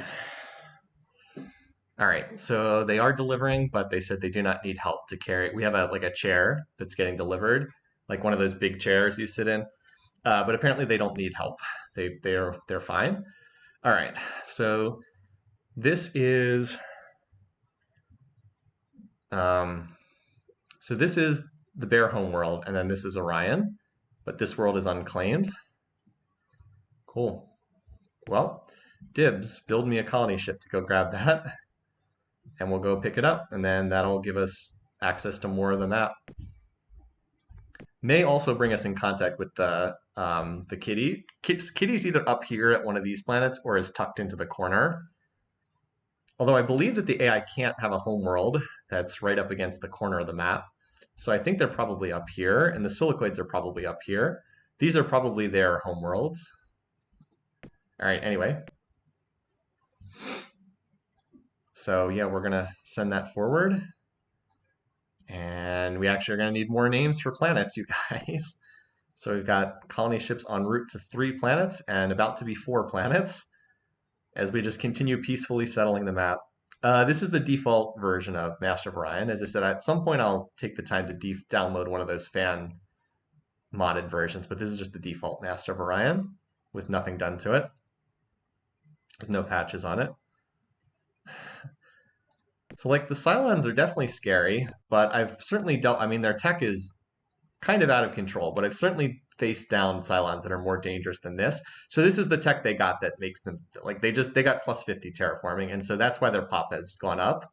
But if you notice, I'm actually well ahead of them in planets now. And the Meklars still are rated as having better fleet strength. So I think we're under control for the time being. As long as they're not, as long as it looks like this, I'm not too concerned. Let me get up to the next tier of planetology tech, which, by the way, we're already like 40% of the way to the next planetology tech. Being excellent in planetology is pretty awesome. I'm not going to lie. Pretty awesome stuff. And yeah, we're about to colonize. Like, I think we get two planets on this turn. And then this Dibs is working on a colony ship for this spot. I mean, it's radiated 15, but it never hurts to have some more stuff out there. I'm also very much looking forward to getting the improved space scanner so I can see where enemy ships are going. I do like Salamander for the Inferno planet. That's a pretty good one. That's not the next one we're about to do. So we have I think we've got a toxic planet and a dead planet we're about to colonize.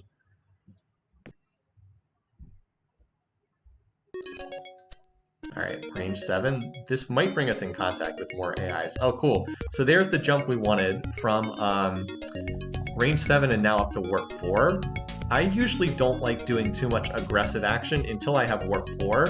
It just, everything is so slow until you can get at least up to like warp 3, warp 4. And this also gives you combat speed 3, which is really nice.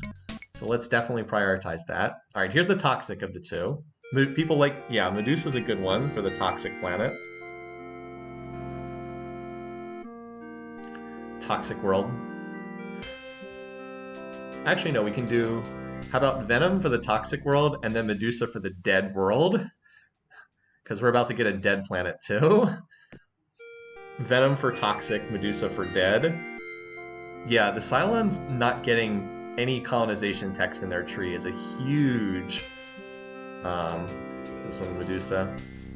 That is a huge issue for them. It's part of the reason why we've been able to grab all these worlds. And there's the GNN message with us having, since we did 2 in 1 turn, we actually skipped past 12 and got right up to 13. That is pretty rare that the human player is the one that triggers that message. So now we're in contact with the Bullrathi, Emperor Derp. His name is Emperor Derp. Silicoids must be up at the top of the map, I think. Yeah, so if the Bullrathi are here, I'm pretty sure the Silicoids and the Mercians are in these 2 stars, because the only other place would be here, but I believe we had in last week's, the last game, someone said the AI cannot spawn at the very edge of the map with their homeworld, and I believe that's correct, because I don't recall ever seeing an AI homeworld on the absolute edge of the map, so I believe they have to have both spawned up here. Emperor Derp. This does mean that there's more worlds down here that are unoccupied, so these are probably hostile tech worlds, that the Cylons just don't have the tech to colonize. Because remember, they don't have hostile environment tech. So we probably have planets we can colonize over here too. I mean, we might as well go for it, right? Anyway, so as far as the bears go, they're not in an alliance with anyone. So let's get a spying report on them. I don't know if it's worthwhile to try to sign them up to trade, because it's late enough in the game that everyone's going to start hating me. I guess it's worthwhile. Might as well try. We have a strong enough economy that if we lose some income due to trade, it's okay. Try this to start. We'll try to trade tech. We should be able to get a spying report on them pretty quickly. All right. So we're going to need to send some pop to these new worlds. So Solid Snake is probably the best one to go to Venom. By the way, now we can see an awful lot more of the map. The Cylons seem to be rallying to this location here. I probably should try to get a report on what's on their ship designs too. But we can hold off on that for the moment. Oh, they're erratic? Okay, whoops. Well, that was a waste of time. That was a waste of time. People realize they're erratic. Okay. The bears themselves are not scary. It's more, could they pull me into combat with someone I don't want to fight? I mean, we're going to fight the Cylons eventually. It's just I would prefer to stay out of combat with them until later in the game, because they're a lot stronger than me now. But we have so many planets. I mean, if you go to the racial screen, hold on. Like, we're quite a bit ahead of them on the planet tracker, and we're about to get at least 2 more. So, like, time is, I keep saying this, but time is very much on our side in this game. It always is on the side of the player, just in general, but because the AI does not handle the late game stuff well, but with us having so many planets, it's even more on our side. Okay, so I want to fill up this planet. This is actually a pretty large planet.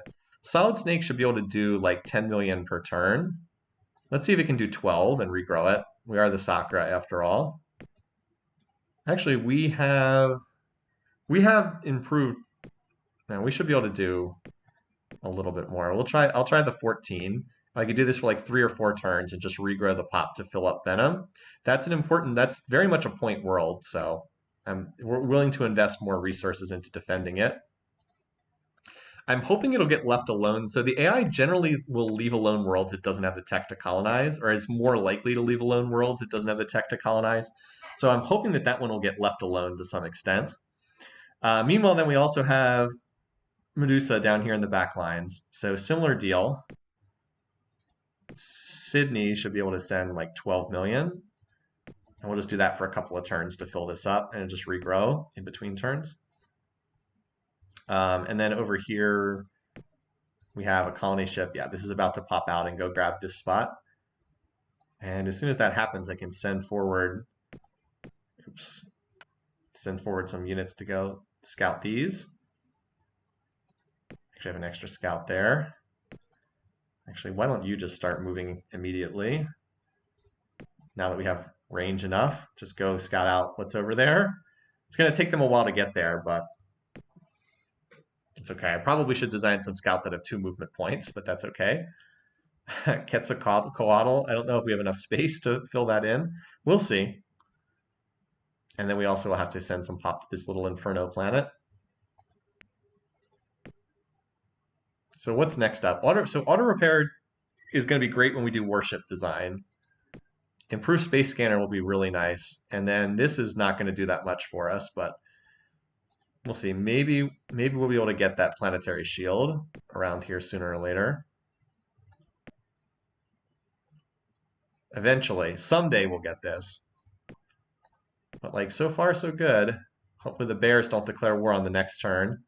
All right, and then this one was going to be Salamander. Just kind of goes to show, though, like, you can, if the AI does not... It is Salamander DER, right? It's not this. No, it's ER.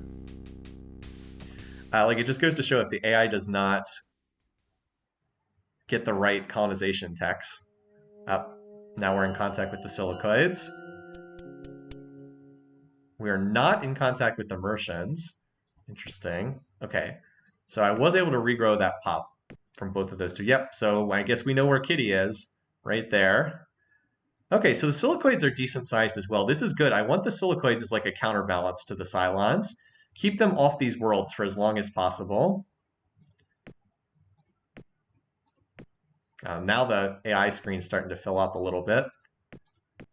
They're allied with the silicoids. That could be a problem. Are these guys erratic? No, they're xenophobes. Okay. Well, these are the guys we should probably try to sign up to trade. They are not erratic.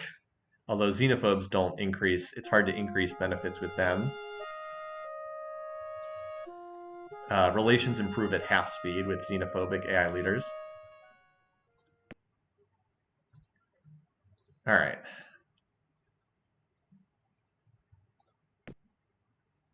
So we're going to need someone to send pop here. I guess serpents can do. It's a little far. I might have Solid Snake work on sending to Venom and then send to Salamander. Okay, so we have 14. I'll send it. If we can do 14, we'll do it again. 3 turns of that will pretty much fill up that planet or come close to it. And then down here it was, I sent 12. And just send 12, 12, 12. I realize that that would exceed the maximum, but I'll be terraforming it. At the very least, send 3, 12, send 12, 12, and 12, and then we'll see if we do 4 times. All right, so this planet's in range. So head on over there. There's this random silicoid planet down here. I already have a scout going to this world and this world, so they're slowly moving forwards. I don't think these are in range over here. That's probably too far, right? I can move up to 10 parsecs away. That is 11. That's 11. Okay. I was like, do I actually have the range to send something there? If I'm able to colonize one of these 2 worlds, I might be able to send a colony ship over here, which would be absurd, but I might be able to do it. If the AI lets me, I'm going to try. We know that's Orion down there. Anyway, so the diplomatic situation definitely got a little scarier. I'm worried that these guys are in an alliance with the Cylons. I'm worried that one of them is going to declare war and then pull the other one into the conflict. That said, the Cylons should be losing popularity because of how much pop they have. Probably the safest thing I can do is just keep pushing tech and get this next planetology tech in play. Because if I can stack up 30 million more pop on every planet, that's going to do a lot to help me be safe in the council votes. Probably just need one person to vote for me, which ideally is the Meklar, because they're at war with the Cylons. If I can keep that going, I'm probably relatively safe in the council. So I think I'll play up to the next council vote. And then that'll probably be a good stopping point. It's a long inner turn there. Okay. Solid Snake and Sydney continuing to send pop to these planets. Unfortunately, I still only have Warp 1 transports. I have a lot of range, but only Warp 1 transports. Okay. Wish I could see where this is going, but I'm pretty sure it's going to that rally point up there. Thankfully, the Cylons still have these pathetic Warp 1 engines, so they're crawling around with no speed on the map. Anyway, and I know I want to get some pop there, so Solid Snake can start sending to Salamander next turn. And I think that's all I wanted to do there for right now. Hydra continuing to be ignored over here in the corner of the map.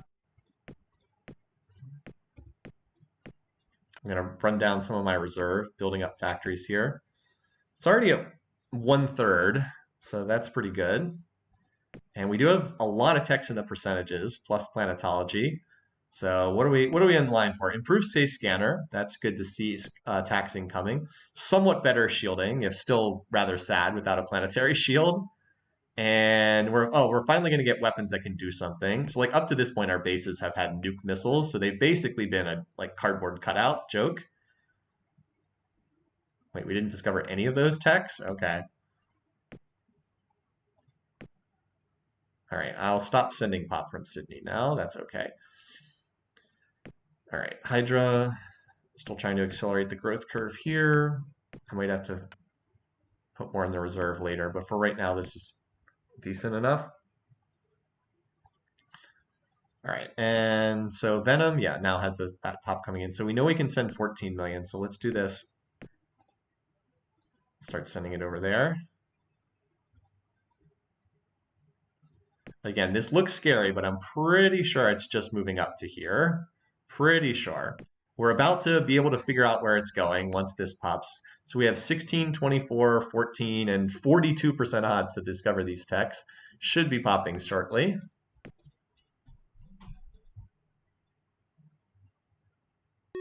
Oh, and I needed to check my spy reports to see if I had the spying on what the Bullrathi have. Oh, okay, there we go. That's a double hit. Well, not a lot of options to move forward the force field tree. We've gotten class 2, then class 4, then class 5.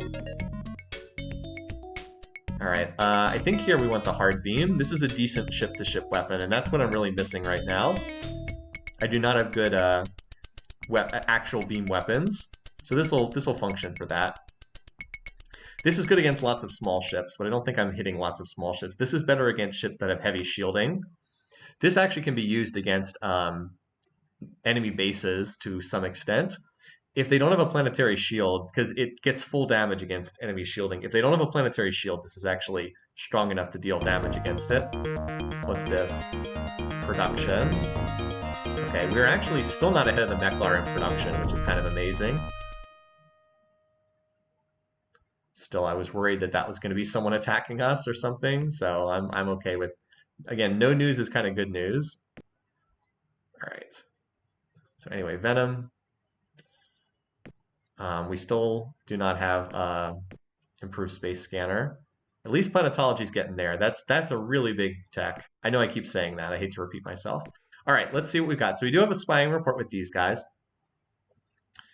So they don't have too much that's impressive. They do have the planetary shield. Let's see if we can trade for that. We'd be able to. They might be willing to trade Improve Robotics 3 for it, because Improve Robotics has very high value in trade. I'm going to take a screenshot of what they have and see if I can get that tech. Again, trading for techs is pretty valuable.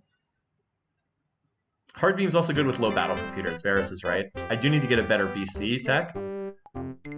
Okay, here it is. I bet they want improved robotics.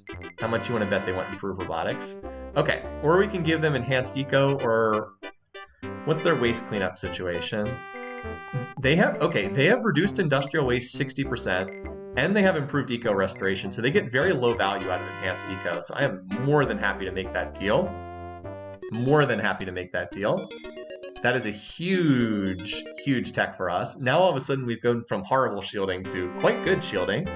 So now we'll have 9 points of shielding plus scatter packs. So the only other thing we would need is we do want a better shield for heavily, a better missile for heavily shielded targets. Now they do have Merculites. I wouldn't mind trading for that either. And they have BC Computer 3. Let me see what else they might want to have here.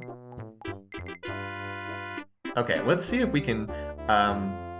I would be willing to trade this as well, because I don't care if they get improved robotics. The bears are very weak, yeah.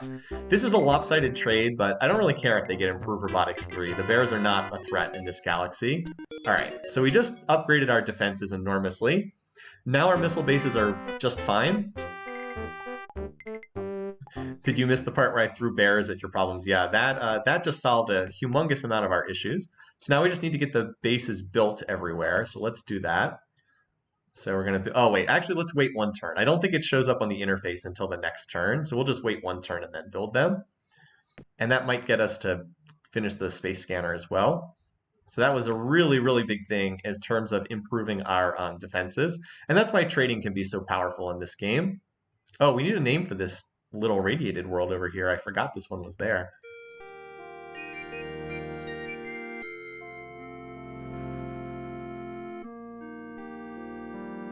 Pythia, yeah, we've had that suggested a couple of times. This is like a true reach planet, but since it's controlled radiated, the AI, I believe they mostly don't have this tech. They might just leave me alone. All right. So we've got, yeah, we're going to need to send pop transports there. And in fact, I kind of need to do that right away. But now we have extended our range. Do we now have the range to reach these targets, these planets back here? Yes, we do. Or that one, the lower one at least. I might just build a colony ship and like randomly send it over here. And like if it can grab the planet, great. And if not, No big deal. I think I sent a second scout over here to Orion. Did I send another scout to Orion? Nope. I was not stupid enough to do that. I have one incoming here. So this is a tiny little planet, but we can send some pop to help it get started. Let's send this. Just send 12 million, which will max it out when it gets there. Regrow the pop this turn.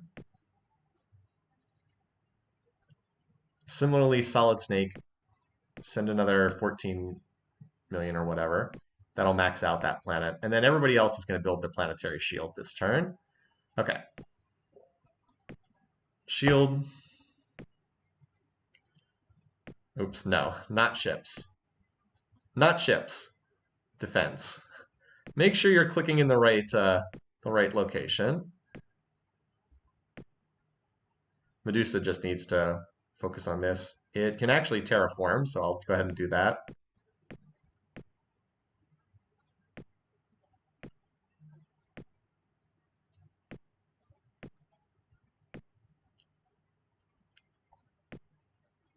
Defense, build the shield. Ouroboros, you are our designated stay on tech planet. Slytherin, defense, shield. Hydra, you are still new enough that I'm working on factories here. It's already over the halfway, it's right at the halfway point. So I think I can stop reserve spending there. Shield. Phano. Oh wow, this is the new planet here. Well, let's go ahead and terraform you, because you can do that right away. And continue on your factories. Okay. And you're the new world. Put your shield. Okay, there we go. So we got a tremendous amount out of that trading. It's one of the things we used to do in the Realms Beyond games is like just take options like that off the table because they are so powerful. Anyway, we have all these planets. So we have how many planets do we have right now on the planets list? We have 15. So if we add 30 million more pop on all of them, that's almost 5 more votes in the council just from this next terraforming tech. Because we'd be going from plus 10 to plus 40. Like that's a huge increase. So we just need to get this tech done before the next council vote, and then I think we'll be pretty safe. This has just been a really laid-back game, which, again, I'm totally fine with. Okay, so unfortunately, there's no Zortrium here, so we really would like to get Durloy if possible from somebody. This is the only option to move the tree forward, II6. No other option, so we just have to take it. Yep, council vote is pop over 100. It rounds up. And that makes sure that everybody always has at least one vote. So it rounds up. Good question. All right, so Solid Snake, you need to do your shield. And Dibs also has to do its shield. Okay. So Eden has finished. Okay, Eden wasn't strong enough to just build the shield instantly. Only planet that had enough production for that. So now Ouroboros can do the shield as well, because now we have a planet on research. I'm still not really going too hog wild as far as defenses. I still have very little as far as actual defenses. It's just no one's targeting me. I've been very confident that I'm not being targeted by the AI, and I've been correct. So, I mean, if they're not going to attack you, you might as well not spend on defenses if you're confident you're not going to get attacked. So I've kind of been bluffing here, and the AI's been leaving me alone. And we've just been able to run like pure econ game, which is awesome. Although now we're getting to the point where, like, we actually have defenses if we want. If we need defenses, we can actually build them now. Because like now we've got 9 points of shielding. We've got scatter packs. We've got Merculites. We don't really have good battle computers, and we have no ECM, and we have no Durloy, but we have most of the pieces we would need. All right, Salamander, Snack. Okay, this looks good. Have not managed to get a. Wow, these guys are well connected. Very well connected. These guys are just allied with the silicoids. Their relations should be starting to tank cheese. They have class 10 planetary shield and class 6 deflectors. They have 16 points of shielding. So those fusion bombs I have, the fusion bombs deal 6 to 20 damage. Like they can barely get through that defenses. So it's just not even worth fighting these guys. Their teching is just too strong. But what we'll do is we'll try to round up the weaker AIs and absorb some of their territory, because we're actually very competitive with everyone who is not the Cylons, except fleet strength. We have no ships at all.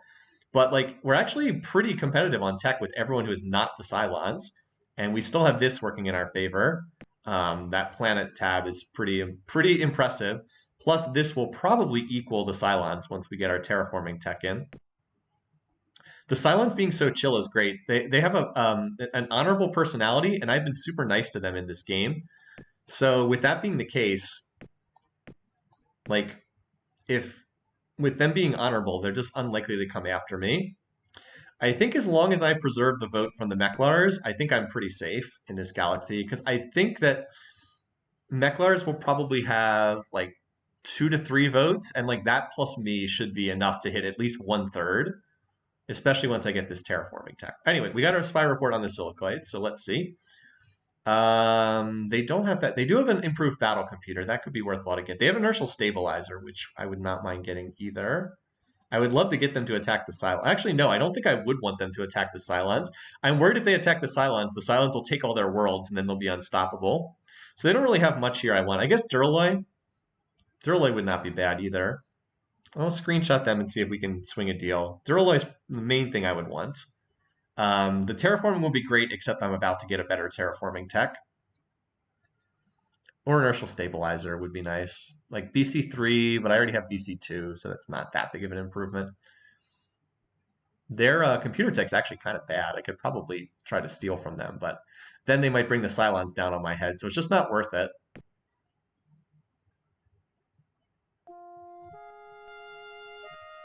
All right. So none of this. I don't want any of this. BC3, I guess. Yeah, that's a nope there, buddy. There wasn't anything I really needed that badly. I was like, that's a big nope there. Anyway, let's just keep our deals current. Is Venom covered by a monkey? Star Fox? I don't think so. All right, so a lot of these planets are about to finish their shields. Let's just let them do that for this turn. I'm still waiting on this computer tech to pop. It's been sitting right around this for a while, and then a bunch of planets are about to go back on research. So Salamander's got all the transports flooding in. Oh, and I think I need to terraform down here at Medusa. Yeah, I'm glad I caught that. Or I was already terraforming there. Much prefer to build factories over paying to grow pop when I don't need to do that.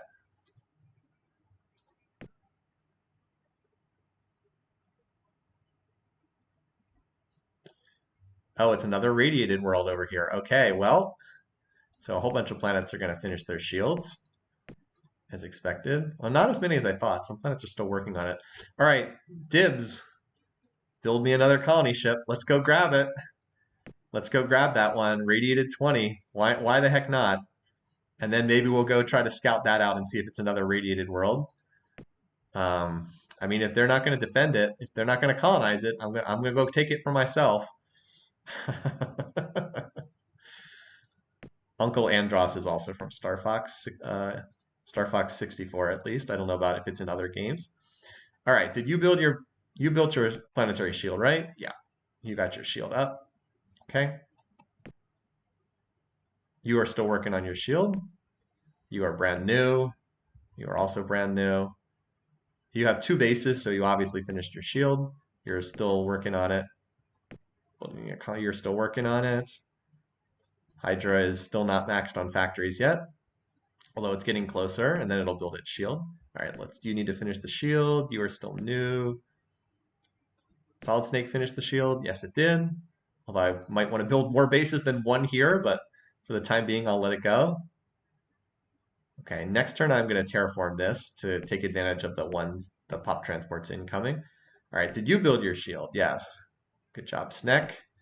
All right, that should do it. Planetology in the percentages. Still trying to keep an eye on how many people are allied with these guys. These guys have changed their alliances like they changed their socks, but so far we seem to be okay. Even with all these ships flying around. Look at this rally destination that they have there. All right, Godzilla finished a shield. Serpents finished its shield. Slytherin finished its shield. It should be just about everybody except the new planets. It will tell you if they have a shield right here in this column. So the only planets that are missing are the new ones: Hydra, Venom, Salamander, Pythia, Medusa, and wait, Ouroboros? I guess it's still building it. That's right, Ouroboros was on tech earlier. This is a very small world. It's only size 20 to start, but it's about to go to size 70, so that's, yeah, a bit of an improvement. So now we have this in the percentages. This is long overdue to pop. And we're almost to the point where we can actually develop warships for a change. I still need like an actual gun, but at least my missile bases have like some punch to them now. Yeah, this is a couple turns away from maxing. All right, Venom, we should probably be improving its growth curve here with some reserve spending. I should probably put one of these planets on reserve spending. And this planet I wanted to terraform this turn. So we're going to terraform it immediately in one go with some reserve spending. There we go. And yep, that's just what I wanted. Meanwhile, Pop is still incoming slowly to this planet. Wish I had faster transports. I have warp 2 engines for the ships, but not for the... Oh, I should relocate this here. That'll save a turn's worth of movement. Relocate this to here and then grab that. Look at all these Cylon ships. What are they building here anyway? Star Wings. No idea what's on that design. But they definitely seem much more interested in going for the Meklar. They have not been able to break a Meklar planet, though. At least not so far. That is a large fleet, though. We'll see. We'll see if the Meklar are able to hold that or not. I hope they are.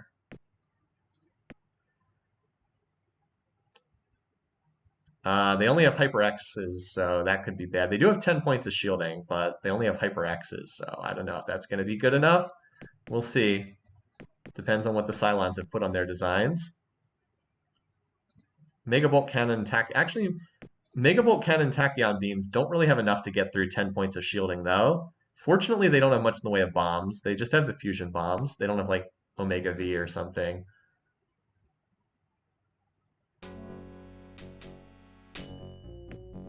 Okay, so it looks like they just... Yeah, this is a new planet.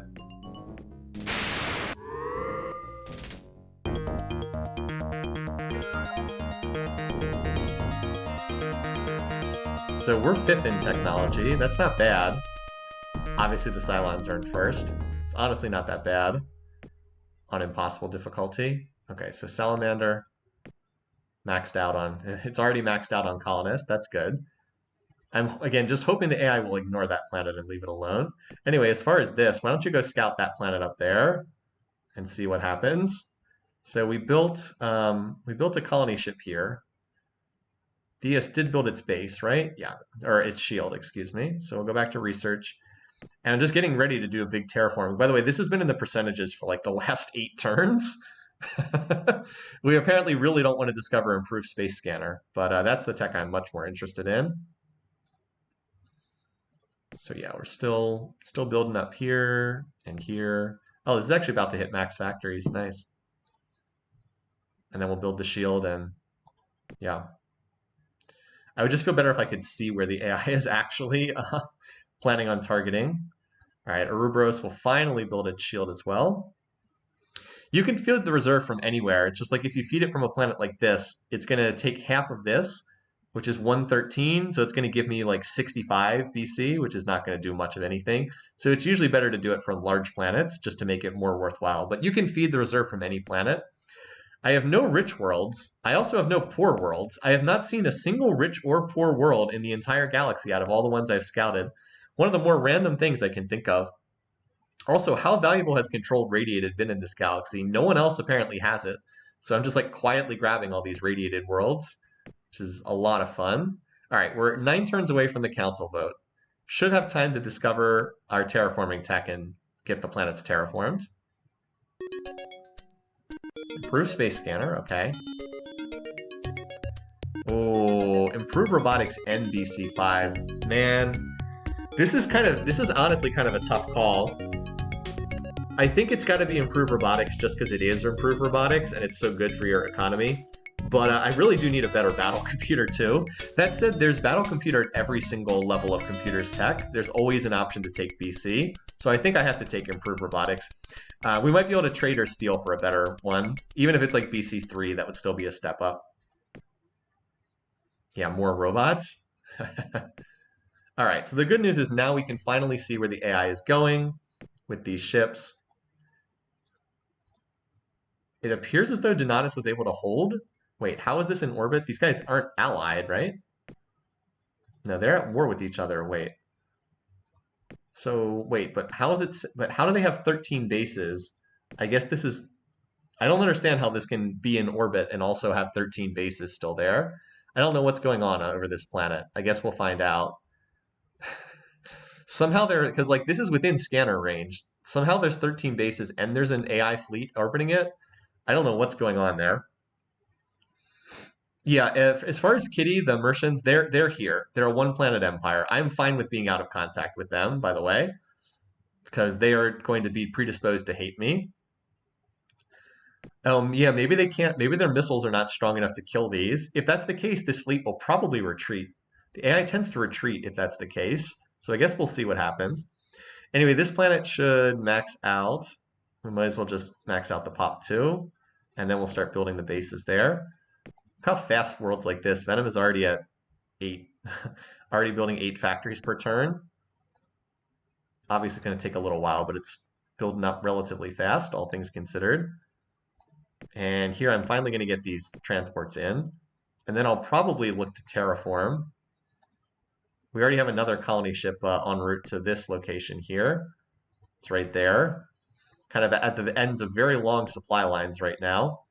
But yeah, I think the best thing I can do is just get this next terraforming tech in play, get 30 million more pop on every world, and then use that to get past the council vote, and then we should be pretty safe after that, because I think by the time of the following council vote after that, we'll be in a safe position. I think we're already relatively safe because, just because of this, that they're at war with the Meklar. My God, they have a lot of technology. They got a lot of tech. Yeah, but that their weapons are not that amazing. So they have stingers and they have tachyon beam, but like that's not amazing. My shielding is enough that I'm more or less safe against this. Now, if they went heavy on the fusion bombs or the stingers, I'd be in trouble. But their tech is not that great. They did also get impulse drive, so that means they now finally can move faster than warp 1. So they have a ridiculous amount of tech. But I don't think that they're that threatening to me just yet. All right, so there's an invasion incoming up there. So this planet, oh, hey, Hydra, this is one of the, oh, this is that planet that's kind of off in the corner. So here comes 50 colony transports. Uh-oh.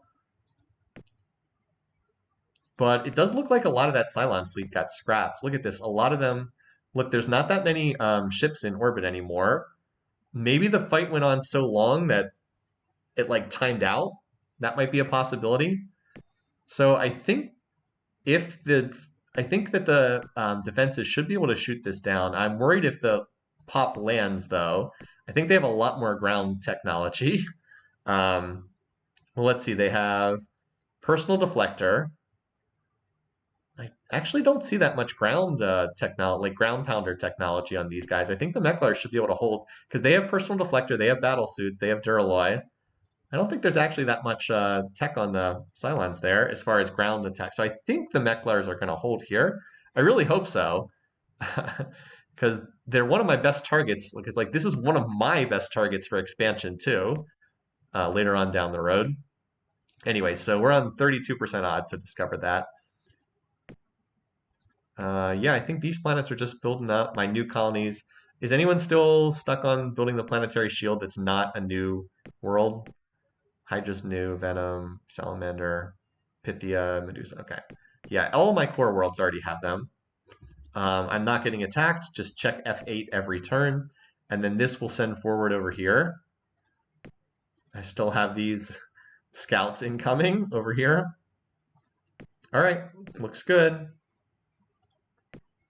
I'm actually most curious about what's going to happen over here in the corner of the map. I'm hoping that they can hold this planet.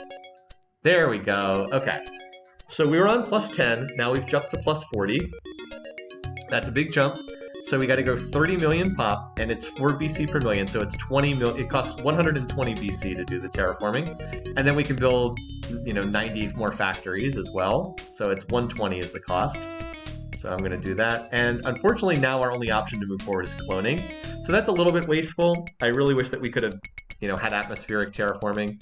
That did not move the tree forward, but we have ultra cheap regrowing of pop when we have Sakkra plus cloning. Like, you can grow pop unbelievably cheaply. Anyway, so it's 120 to do the terraforming. So I'm just going to cycle through and do this. That's close enough.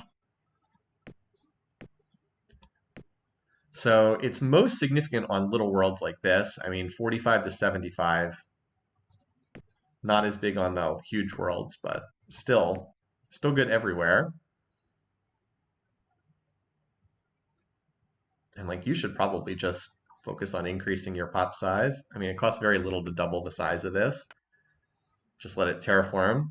This has to go from 15 to, it'll go from 15 to 55. It goes from like worthless to actually pretty decent. All right, you can do this over 2 turns. Let's do 60 and 60 for you, because you don't have quite enough to do it in 1 turn. Oops, I just measured that out and then it...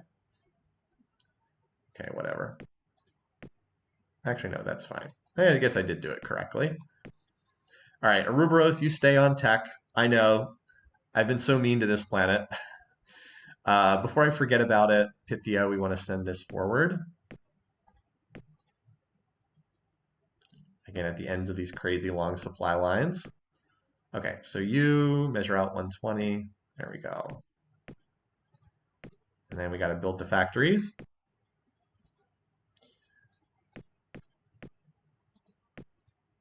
Kind of crazy the AI has been this peaceful to me in this game. It's been super nice.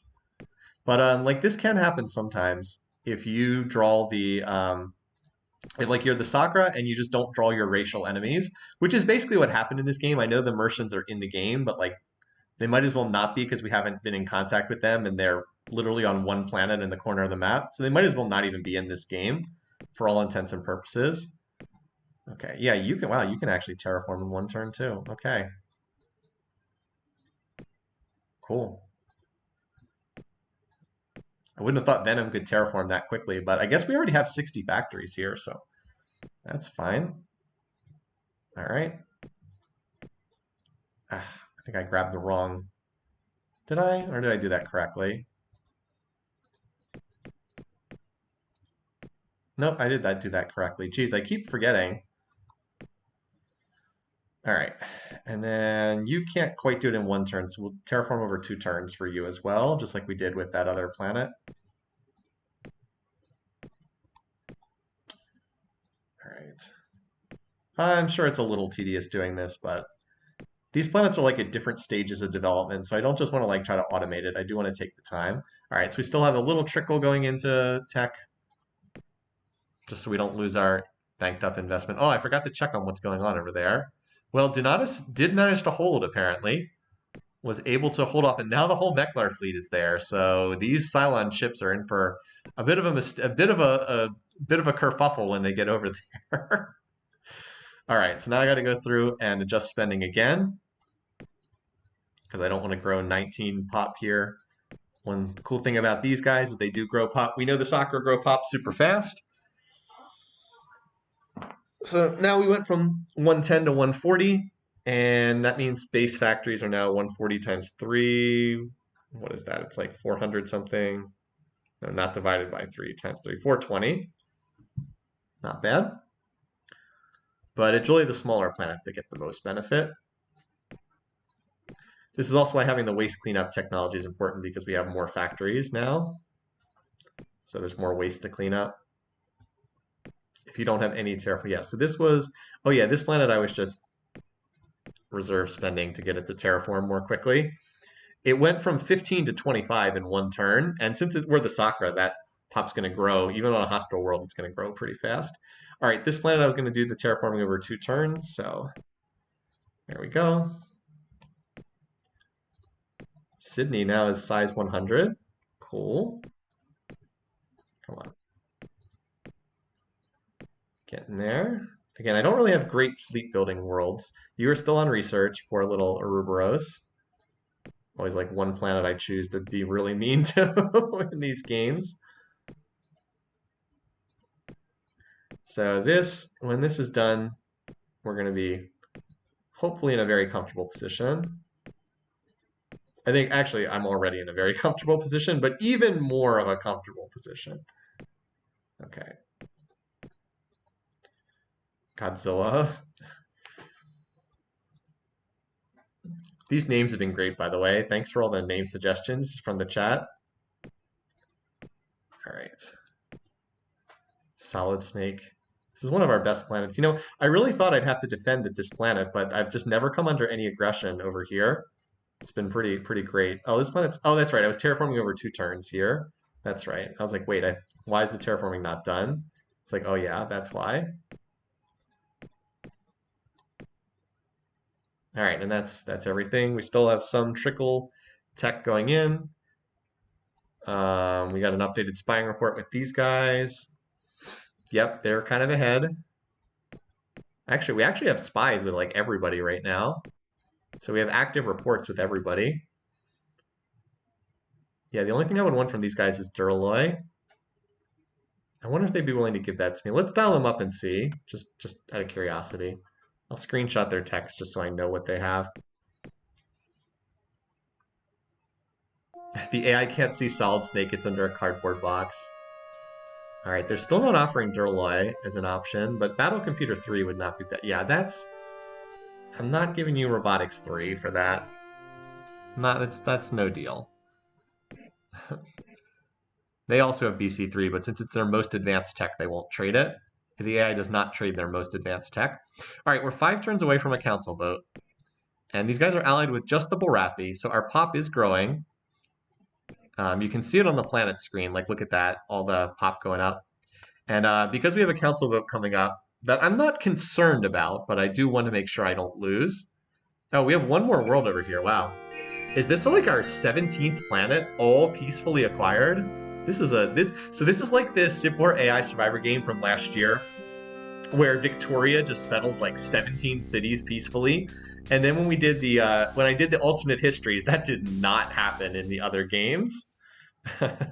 I have never heard of that person Zentraya, and it's no offense to them. It's just it's not a reference I'm familiar with. I know we had some other snake puns that people wanted earlier. If there's anything else people want,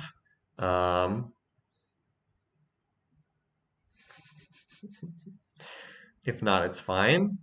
But since I'm unfamiliar with that person, I'm less likely to... Snake oil, that's it. I know that's one. That was one of the good suggestions. Snake oil's good.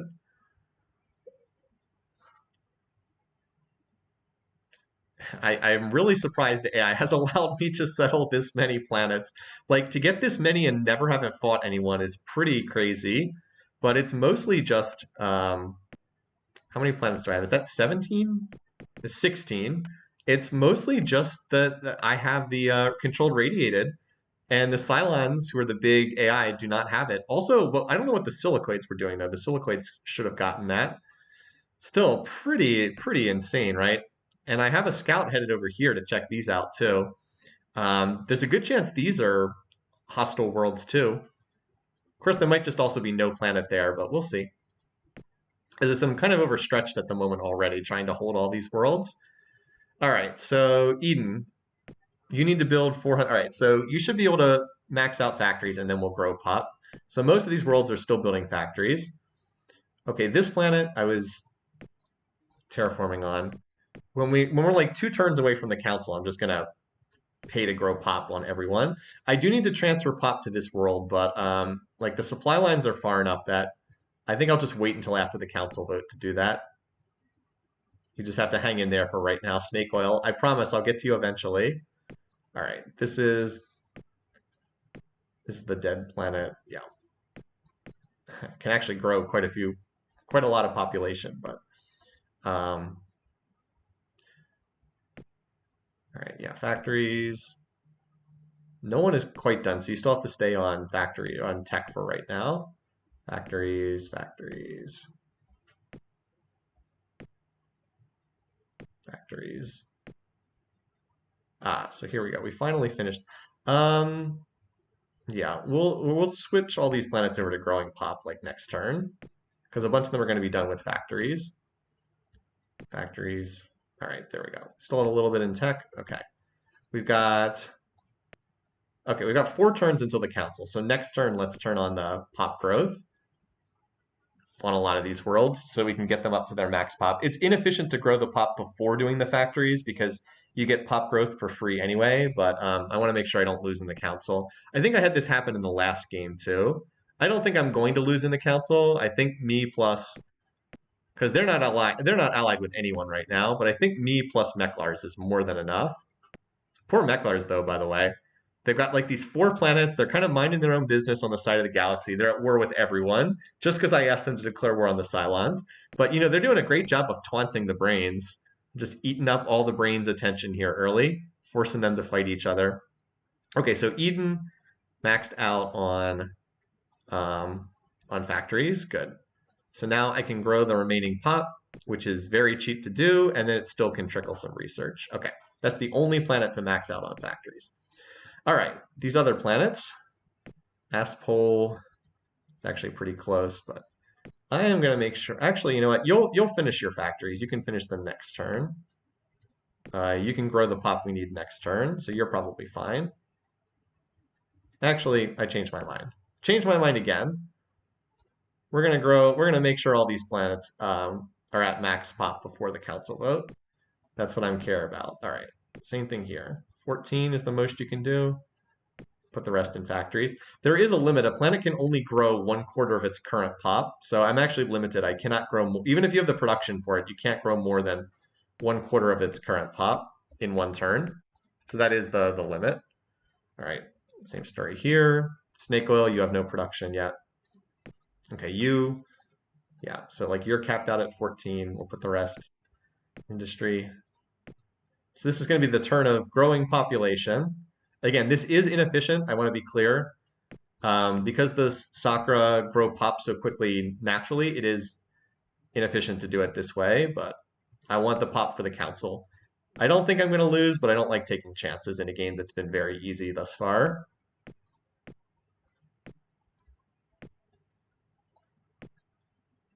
Well, a lot of these planets are right at that 14 million, right? Very common. I'm just putting the rest in factories. 15. It's like all these planets. So I guess it's because these planets are very similar sizes. I was like, is it going to be 15 again? No, 13. 17. Geez. Guess this is on the larger side. Solid snake shouldn't need much. Okay. Salamander. There we go. Yeah, we're really growing the pop this turn. Okay, there we go. So we still have a little research trickling in. I haven't even been hitting F8 to check if anyone's attacking me. Like, that's how relaxing this game is. Normally, it's like you always hit F8 once you have the upgraded scanner to see where you're getting attacked. But I feel so comfortable I haven't even been doing that on some of these turns. All right, so here's the population bars going into this turn. Let's see what happens once all this population growth goes through. By the way, the gajillion Cylon ships rallying here in the Ukko star system. That's not one of my systems. All right, so we're going to get a whole bunch of messages on stuff maxing out. Everyone maxing out on colonists and factories on a lot of these worlds. All right, so this is what just happened. Look at all this pop we grow in between turns. 2. Yep.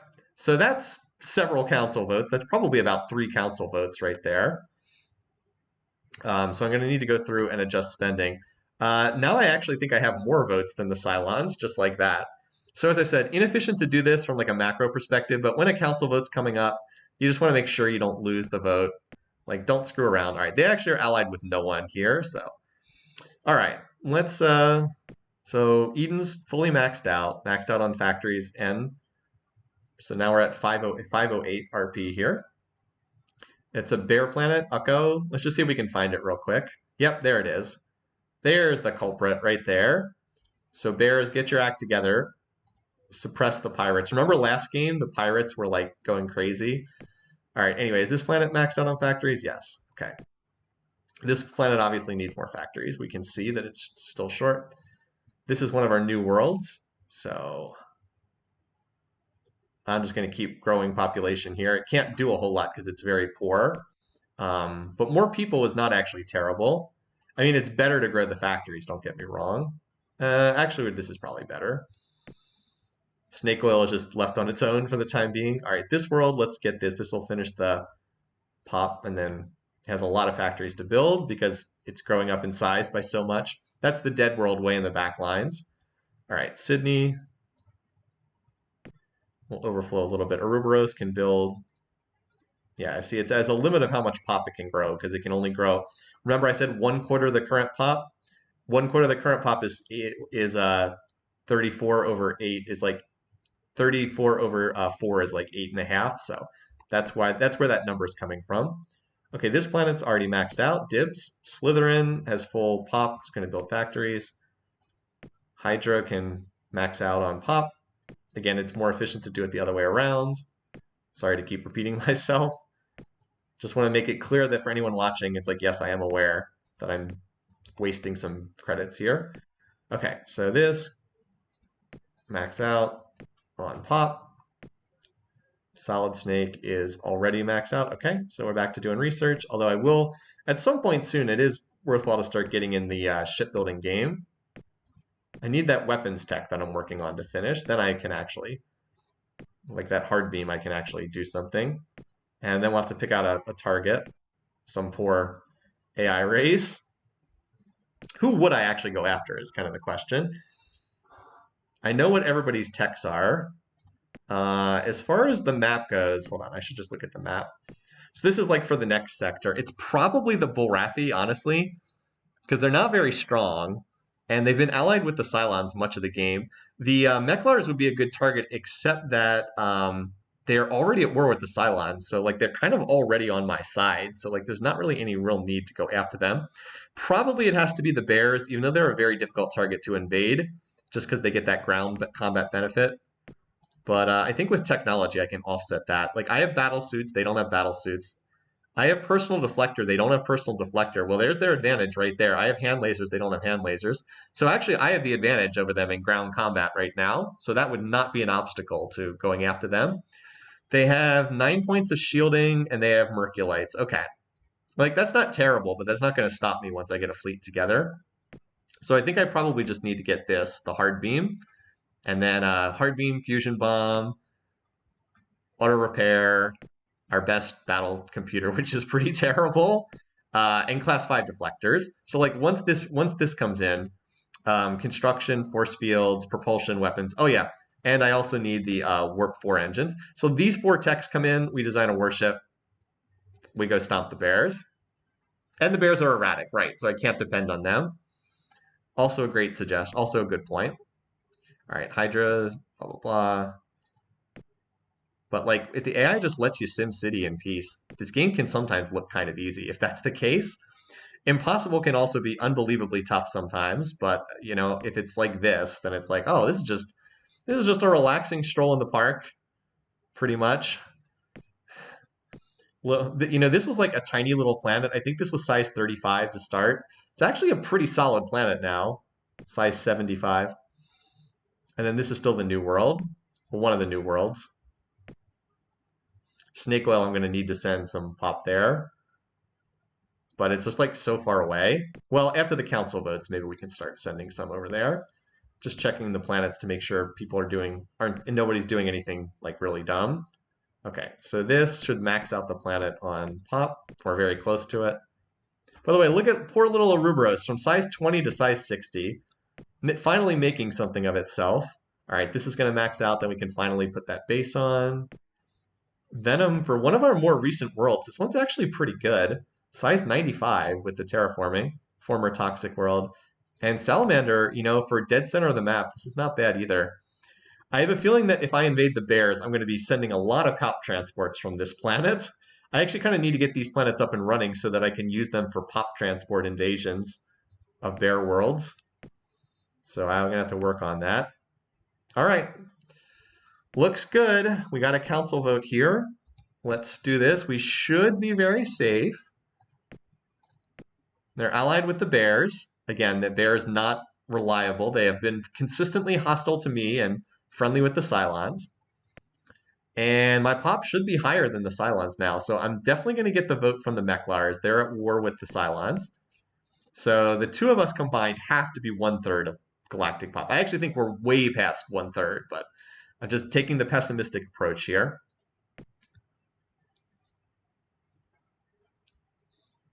Oh. Well, we have a new target to focus on. Why has the AI not colonized this planet? Hello. Oh boy. Okay. Well, that's a tasty little treat. Again, the range is really, really far, but we should be able to get over there. All right, so Bear Boys vote for the Cylons. They're allied, not a surprise. Silicoids abstain, which makes sense. They're not allied with them. They're not allied with me. They're not at war with either of us. So they have 6 votes. That's a pretty sizable amount of votes for them to have. They're pretty clearly it's like the bears are weak. The kitty is beyond pathetic. The Mercians are like not even existent.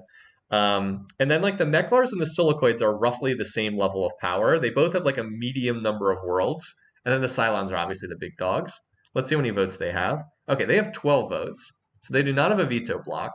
This means that we have probably 13 votes. So we're right around veto block territory. And we, of course, get the vote from them because they're at war with them. We have 13. So we're right around the fringe of a veto block. Right now, as long as we hold the Meklars on our side, we can't lose at the moment, even if everyone else goes against us. Also, if we take over like one more planet, then we're probably safe just from our own population. Okay, so now you need to build the shield there. Oh, you maxed out too? Nice. Okay, so we're going to push research, get these 4 techs, and then we'll go on the offensive. And the other focus is going to be build up these planets, like pour in population, pour in reserve spending, get these planets stood up so that we can use them as forward bases. And we need to get a colony ship. We need to get a colony ship up here. This is an ultra-rich planet that I have no clue why the AI has ignored that one. And then there's another planet up there, too, that we should probably check out. But definitely want to start sending up there.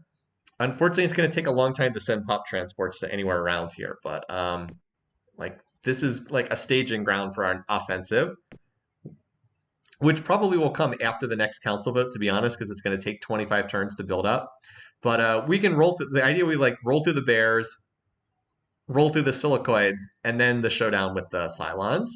That's kind of like the way I'm conceiving this.